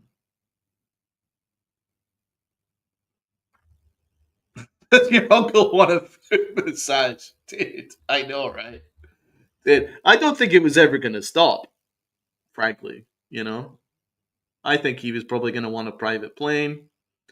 He was probably going to want to call it the New York Yankee Sotos. I mean, where was it going to stop? You know what I mean? Right. If Jeter, who's like for me the Mount Rushmore Yankee, uh, the greatest player I've ever seen, and he didn't, he had to pay for a suite. Why the fuck should Soto get one for free? Uh, Same with Judge. So, I mean, yeah. I mean, where would it stop with the negotiations? I mean, would have been something else, man. It would have been hilarious, you know. I would have been it would have been fascinating to see what else Soto had in his contract that it would have took for the Yankees to get him. You know what I'm saying? You know, rename the clubhouse after him. rename rename a street in the Bronx. You know, his third cousin twice removed. Get a free suite as well. I mean, it was getting out of pocket, man. It was getting out of hand. Let's be honest. It was um, kind of sickening to read that kind of stuff. Again, I'm not shitting all over him. I mean, it's his prerogative, but it's it was getting a little bit out of hand, man. Massive chair in the dugout. Yeah, you should get a like a luxury massage chair. Like everyone else has their dugout seats, and then Juan Soto has his own like massage chair, a recliner. You know, with uh, with a maid that massages his feet while you know between innings.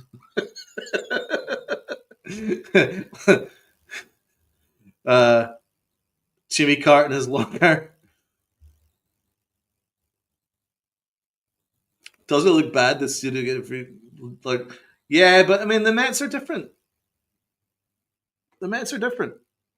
They can afford to send out free suites. I mean, it's not really a big deal. Cohen didn't think twice about it, and why should it? Um, Again, I'm not shitting on the Mets. I did when it happened because I was angry, but in general, they don't have the kind of same kind of ties as what the Yankees do, man. They don't have like a Derek Jeter, Aaron Judge to answer to. They never have. They don't have forever Yankees. Soto can be a forever Met. They don't have forever Mets, right? So they don't. There's not many. Can maybe barely a handful. So Soto was a chance to be that. The Yankees have about 100 years of forever Yankees. So I mean, they didn't get catered to. So it's different. He's showing his character. Yeah, I think you could probably say that. Generational player, my favorite player on the team. I preferred him to basically everybody apart from Big G, but um, he uh, he was in it about himself. He was in it for himself. He loved he loved the accolades. He loved the fans calling his name. He loved all that shit. But at the end of the day, back of his mind, he wasn't thinking about having his number retired. And not every player wants that. He was thinking about this. And I can't shit on him for it because if someone's offering you $800 million and a free suite, uh, and basically part ownership, let's be honest, you're probably gonna you're probably gonna take it. So it's his prerogative, but not every player is the same. If Petty Soto complains about petty things in the suite, he can kick rocks and get banned. Not even Jeter or Judge. Yeah, but the thing is, remember, Jeter and Judge were brought up through the Yankee system, right? Let's not forget that Juan Soto was a rental. That was the rules of engagement. You had him for 1 year, right? His engagement was, I'm going to give you one of the best years you're ever going to see, and you're going to love it, and I'm most likely going to leave unless you pay a ridiculous amount of money and give me half the stadium, right? That was the rules of engagement, right?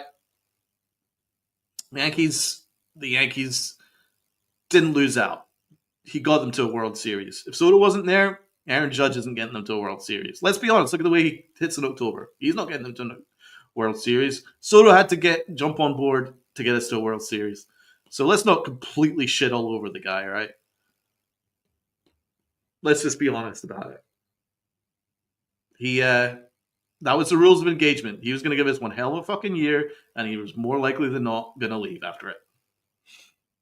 So that's what happened. That's what happened. So we have the memories of it, and it was fun. I'll tell you what, man. Sitting in that stadium, I would just I would just go in like a SeatGate or whatever, and I would just get a last minute seat, and I would just sometimes just go in by myself and just sit in the upper decks and just watch Juan Soto do his thing. I mean, every game I went to, he hit a home run. I mean, that dude was ridiculous. He was completely ridiculous. Uh, and it's gonna really hurt to see him somewhere else. I'll be honest, because there was something about his at bats, man. They were just fun. It was like theater. It really was. It was box office. You don't get that. You don't get that every day. So I'm not gonna be this guy that's gonna be like, oh, we need Soto, and then after Soto, fuck him, he's an asshole. Well, yeah, I mean, yeah, he's an asshole, but he was a hell of a player, one hell of a freaking player. So um, it stings. It really does sting. Um,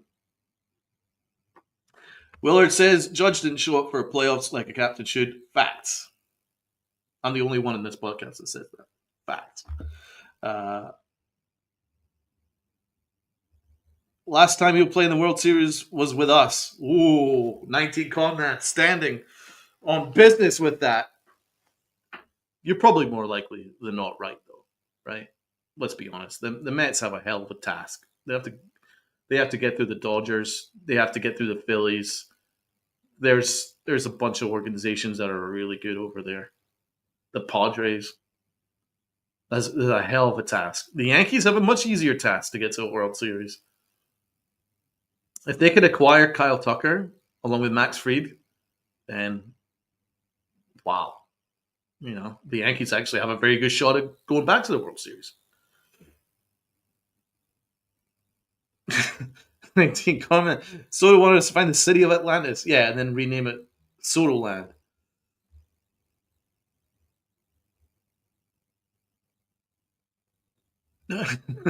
These are funny. I'm loving these. Now fell underwater scooter from Bruce. Yeah, he wanted a submarine so that that all he had to do was just go in a submarine and just fire underwater through the Hudson without dealing with the Manhattan traffic. You know, just get in a getting getting a submarine, fire down the Hudson to Tarrytown or White Plains, wherever he's living.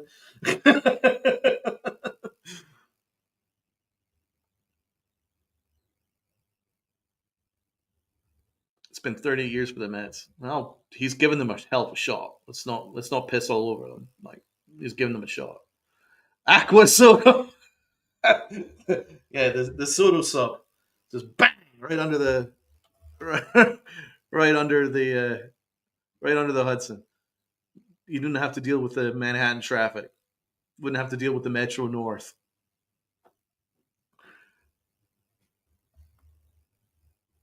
So yeah, that's it, man. What can you say? Tony Clark says Boris told Cole to opt out this year. He did opt out, but then he opted back in. Good job, Brian Cashman. Water jetpack like Katie Powers. That would be something. That would be something. His own private plane that just like flies him straight to his backyard. What else was in the? What else was in the? What else was in the clause? I'll maybe consider the Yankees, but you got to give me a submarine and a jetpack, and you got to give me a suite, and you got to rename. Uh, if you could maybe, rename the Brooklyn Bridge after me, that would be nice too.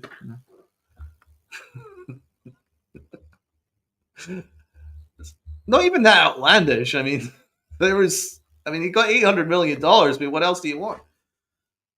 Jeez, free suite. I mean, he ran a hell of a negotiation, man. Not even 800 million was enough. He had to get a free suite as well. Jesus Christ! But he got it.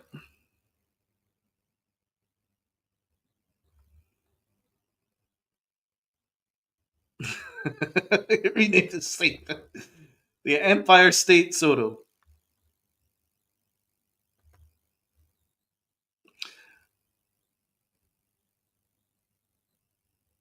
Where are you from, Jerry? My wife and I were in New York last week. It's a concrete jungle that dreams are made of. Where are you from originally? Willard. Like, let's be real. Yankees have 4 years of Judge and Cole. Uh, Even Pete from NYYU Underground, we love Pete. Pete's the man. Said the Yankees fucked for the next 4 years if they don't win anyway. He's right, because I watched this show too. Shout out to my man Pete. He is the boss and does an incredible job over there. And he's right. He's right. Listen, the focus is on these 4 years. The focus is on these 4 years. Uh, so I think when going right back to the Max Fried contract, the 8 years are almost irrelevant. It's the first four that we focus on.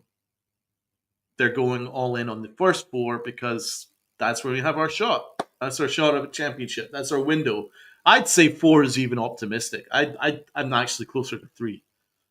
3 years is probably a more realistic window. Aaron Judge is like Aaron Judge is uh, no spring chicken. Mac Miles, Boris and Soto, what a pisser.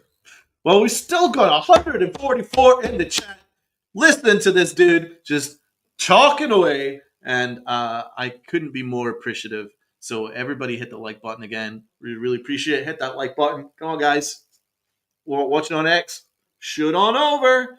Come on over. Hit the like button and sub up, and then you can hop on in the chat and say hello.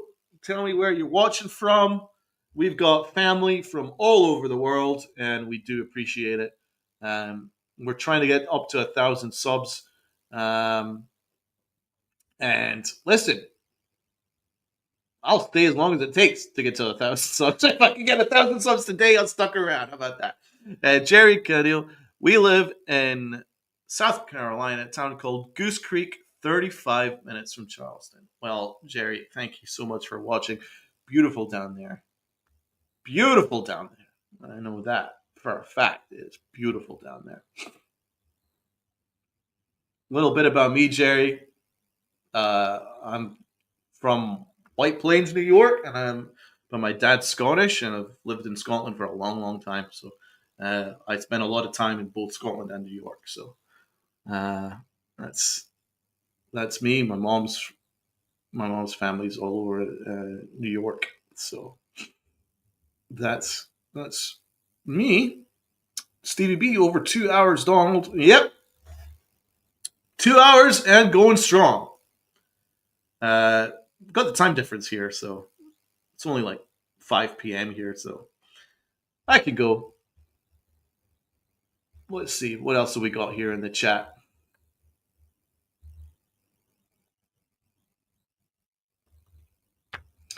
Yes, it's things, but let's move as Yankee fans. Our goal is a championship. Let's get that ring. Salute, bro. Jerry, love your show, Donnie. Thank you, my man. Thank you, brother. Really do appreciate it. So yeah, everybody. Now we've got 145 chat. We're actually getting people more in the chat now, which is freaking incredible. So let's hit the like button. And I can break something to you guys, right? That is in the chat. I am actually going to do a solo podcast as part of this platform, and I'm going to launch it very, very soon.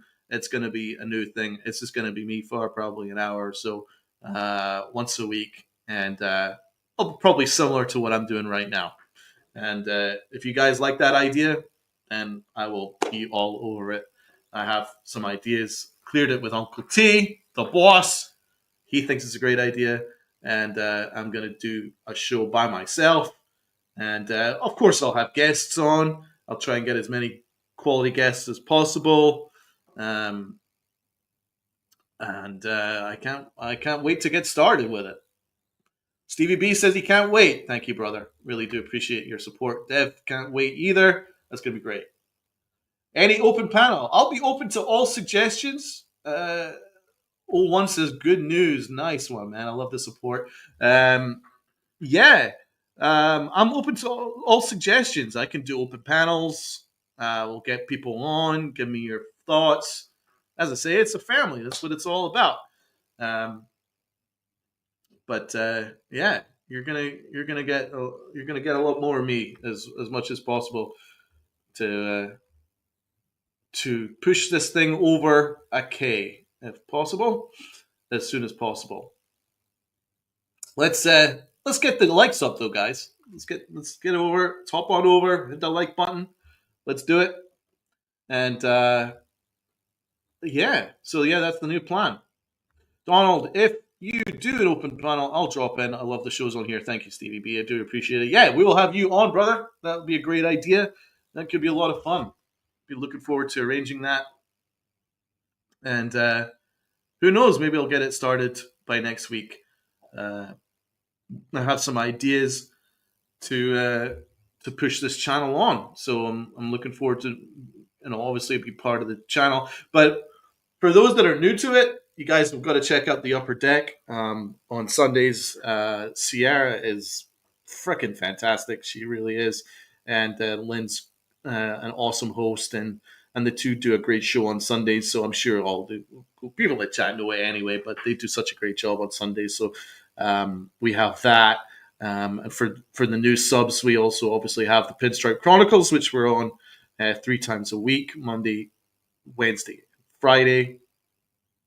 So yeah, we're going to try and get as much content out as possible, and we're open to suggestions, anything to push this thing forward, because we believe that we have one of the best channels out there, and we want to make sure it gets out there to as many people as possible. Let's see. We are originally from the state of Rhode Island. There for 35 years. They've moved to California for 7 years. Now it's been almost 5 years here in South Carolina. Beautiful. Beautiful. Rhode Island's nice. Definitely. So, Jerry, is it like your first time in New York when you went to New York, or you're a regular visitor? And Willard, what are we seeing here? By the way, I watched old videos of Joe Kelly fighting the Yankees in 2018. That was crazy. Plus David Ortiz fighting the opponent pitching. Dude, that was fun back then.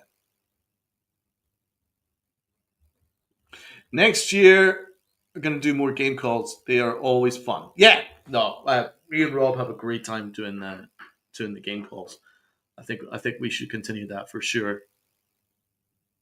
Uh, and now we've got an even bigger audience, so it's going to be even more fun.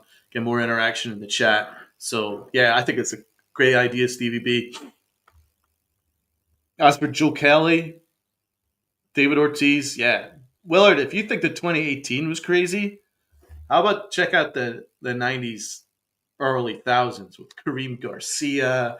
Then there was the Pedro Martinez knocking over uh, the Yankee assistant manager, and then it was all kinds of crazy stuff. It was awesome, man. There was the Yankee Red Sox rivalries were lit. Those games would go on for like 5.5 hours, and uh, they despised each other. Despised each other. It was none of this like shake hands and freaking once you get to someone that gets over to first base, hugs and chatting up. Hey, how's your family? Like it was, like it is now. Back then, they fucking hated each other. They absolutely hated each other, and it was great. It was like a real, it was a real thing. New York and Boston, it was a thing. Now, it doesn't mean the same. Now with the player movements, which is so often now, and there isn't that same connection. So it has changed a lot. The rivalry is completely different now. But back then, they hated each other, and it was great. They fought cats and dogs, and even if a team is winning by 7 runs, the other team would never go up. They would always come back. So those are some great matchups, man. Baseball was, for those that are kind of too young to to see the '90s Yankee Red Sox rivalry. All I will say is it was lit. It was lit. You would always mark your calendar and be like, Christ, Red Sox are in town. This is it. You better set aside the entire night. None of that's pitch clock shit. You better set aside your entire night because this thing is going all night. Baseball in the 90s were great. 2000s were great. It's the best, Stevie B. This era doesn't compare, not even close. Because our rivalries aren't the same anymore. But back then, there were rivalries. They really were. And it was bitter. It was bitter rivalries.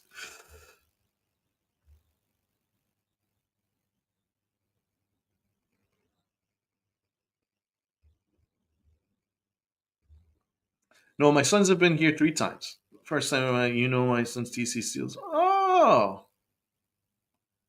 that's awesome. We love TC. TC is a legend. Well, that's cool. So, yeah, I did. I think we're rounding up here. But I'm going to do a quick check on the old X to see if there's any other breaking news. I think I think I've probably talked your ear off enough. Brian Cashman said, according to Brian Hawk, or Brian Hoke, as he should call himself, Brian Cashman said he has no regrets with how the Soto negotiation played out and doesn't think the Yankees could have done anything differently. He also said he does not believe Soto's request for a sweep, nor reported issue with club security played any part. Well, he shouldn't have. I completely agree with him, to be honest. I think maybe the sweep might have played a small part, but I don't think it was the overlying factor because you still wanted to consider the Yankees to some extent if they were willing to pay up. But the Yankees handled that negotiation great. Um, I think you'd be crazy to see otherwise. If double Aaron Judge's money and more money than Otani can make you happy, then and 16-year commitment and record money isn't enough for you, then nothing will be enough for you. So the Yankees did the right thing. As I say, I would have backed out at 702, let alone 760. So the Yankees handled the negotiations spot on, and I'm proud of them, man. I'm proud of Hal Steinbrenner. He gave it everything, and he read the negotiations right. If a guy doesn't want to be a Yankee, then don't force him. Don't force him. It's it's really important to read these negotiations. Okay. Um, we've got Brandon Tierney saying Kyle Tucker is a better baseball player than Soto. Fact. Whatever it takes, move mountains, make it happen. Well, he's not a better hitter, but he's probably a better baseball player. I think you could probably make that argument. Okay, Robert Murray at by Robert Murray. There are multiple teams, including the Washington Nationals, engaged with free agent first baseman Christian Walker. Walker, 33, is coming off a season in which he hit 251, 468, with 26 homers, 84 RBIs with the D-backs, and made a World Series with them the year prior. So, I mean, he's no slouch. Uh, so yeah, that's the latest. There's actually a bunch of teams that are in on Walker. What else have we got here?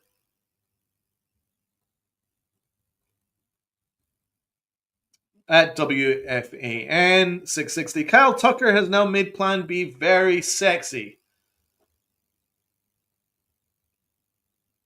And if Plan B could get me, I don't want to say around more, but I have to admit, Kyle Tucker is very sexy.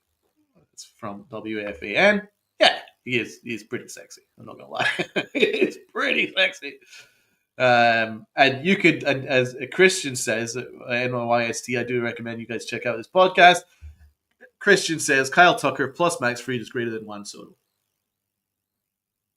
Um, I think so. And he also says Yankees can't trade Luis Gil for Tucker. No, without an extension in hand. I agree with that entirely. I think that's spot on. So that's us. That's the updates. Rangers acquire Jake Berger. That's a great move for them. I like that move for them. I wonder if that makes Nathaniel Lowe available.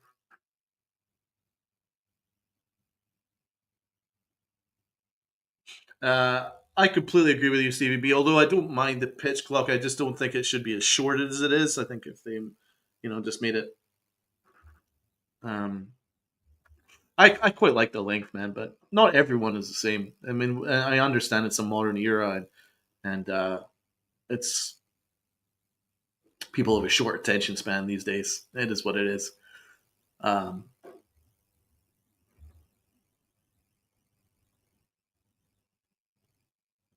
but we do appreciate 140 in the chat, guys. You guys have stuck around. It's now 2 hours and 22 minutes, and I'm just talking away, just sharing time with my guys in the chat. And I honestly, I can't thank you all enough for sticking around, and the fact that we've still got the same number now as we did, 2 hours ago says a lot to how much you guys clearly enjoy the content that we try and provide on the channel. So if you do, hit that like button and hop on over YouTube, hit the sub button, and come and say hello in the chat. I don't really care which team you root for or which opinions you have. Uh, I'm open minded to all. I'm definitely not a shill. I try and keep things honest and open. And at the moment, um, if I was to be honest, I would say Kyle Tucker would completely change how I would feel about this offseason. If you get Kyle Tucker in here, the Yankees are back. The Yankees are back, and we should have a reason to be excited. So, no pressure, Cash. But if you can get that done, then okay, we're back.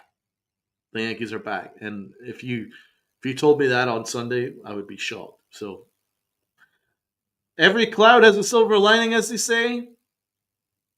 And maybe this might be our silver lining. You never know. Always believe. Always believe in the Yankees, guys. Always believe in the Yankees. And we are kind of lucky that we do have, as much as we shit on them at times, we do have a philosophy where they try and win every year as much as possible to make us happy. I mean, I know it's the minimum that we expect, but it's pretty cool. And you don't want to take that for granted because there's a lot of teams that would love to be in that scenario, you know. I think most teams in baseball, had they have lost Juan Soto, would probably have just given up, but not Brian Cashman. So it says a lot about this Yankee organization. We will move on. We will have a brighter day. We'll have a brighter tomorrow. I hope it's this year, but they will be back.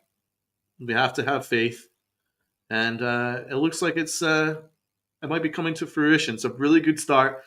Max Fried is one of my favorite pitchers in baseball. We're gonna have a lot of fun watching him. He's uh, he's a legit ace caliber pitcher, so he's gonna be a number two. He's a proper 1B because Rodon's a shitty 1B. I'm sorry, Max Fried's a proper 1B. We've got a proper 1B. Uh, it's kind of exciting. If you get Tucker, boom, Yankees are back. So now we've got 150 in the chat. So again, hit the like button, guys. Thank you so much to everyone that has taken the time to watch.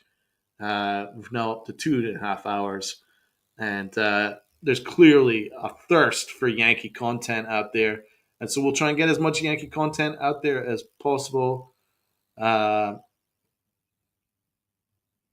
Let's hope that Kyle Tucker is a Yankee. Let's hope, because that's the only way that the Yankees can really move on. Uh, that's the only way the Yankees could really recover from losing Juan Soto is to get a Kyle Tucker. So they had to go get it, whatever it takes. Preferably not Luis Gil, though. That dude won Rookie of the Year for a reason. But anything other than him, then absolutely, whatever it takes. Let's get it done. Let's get him in here, and let's go get a championship. How about that?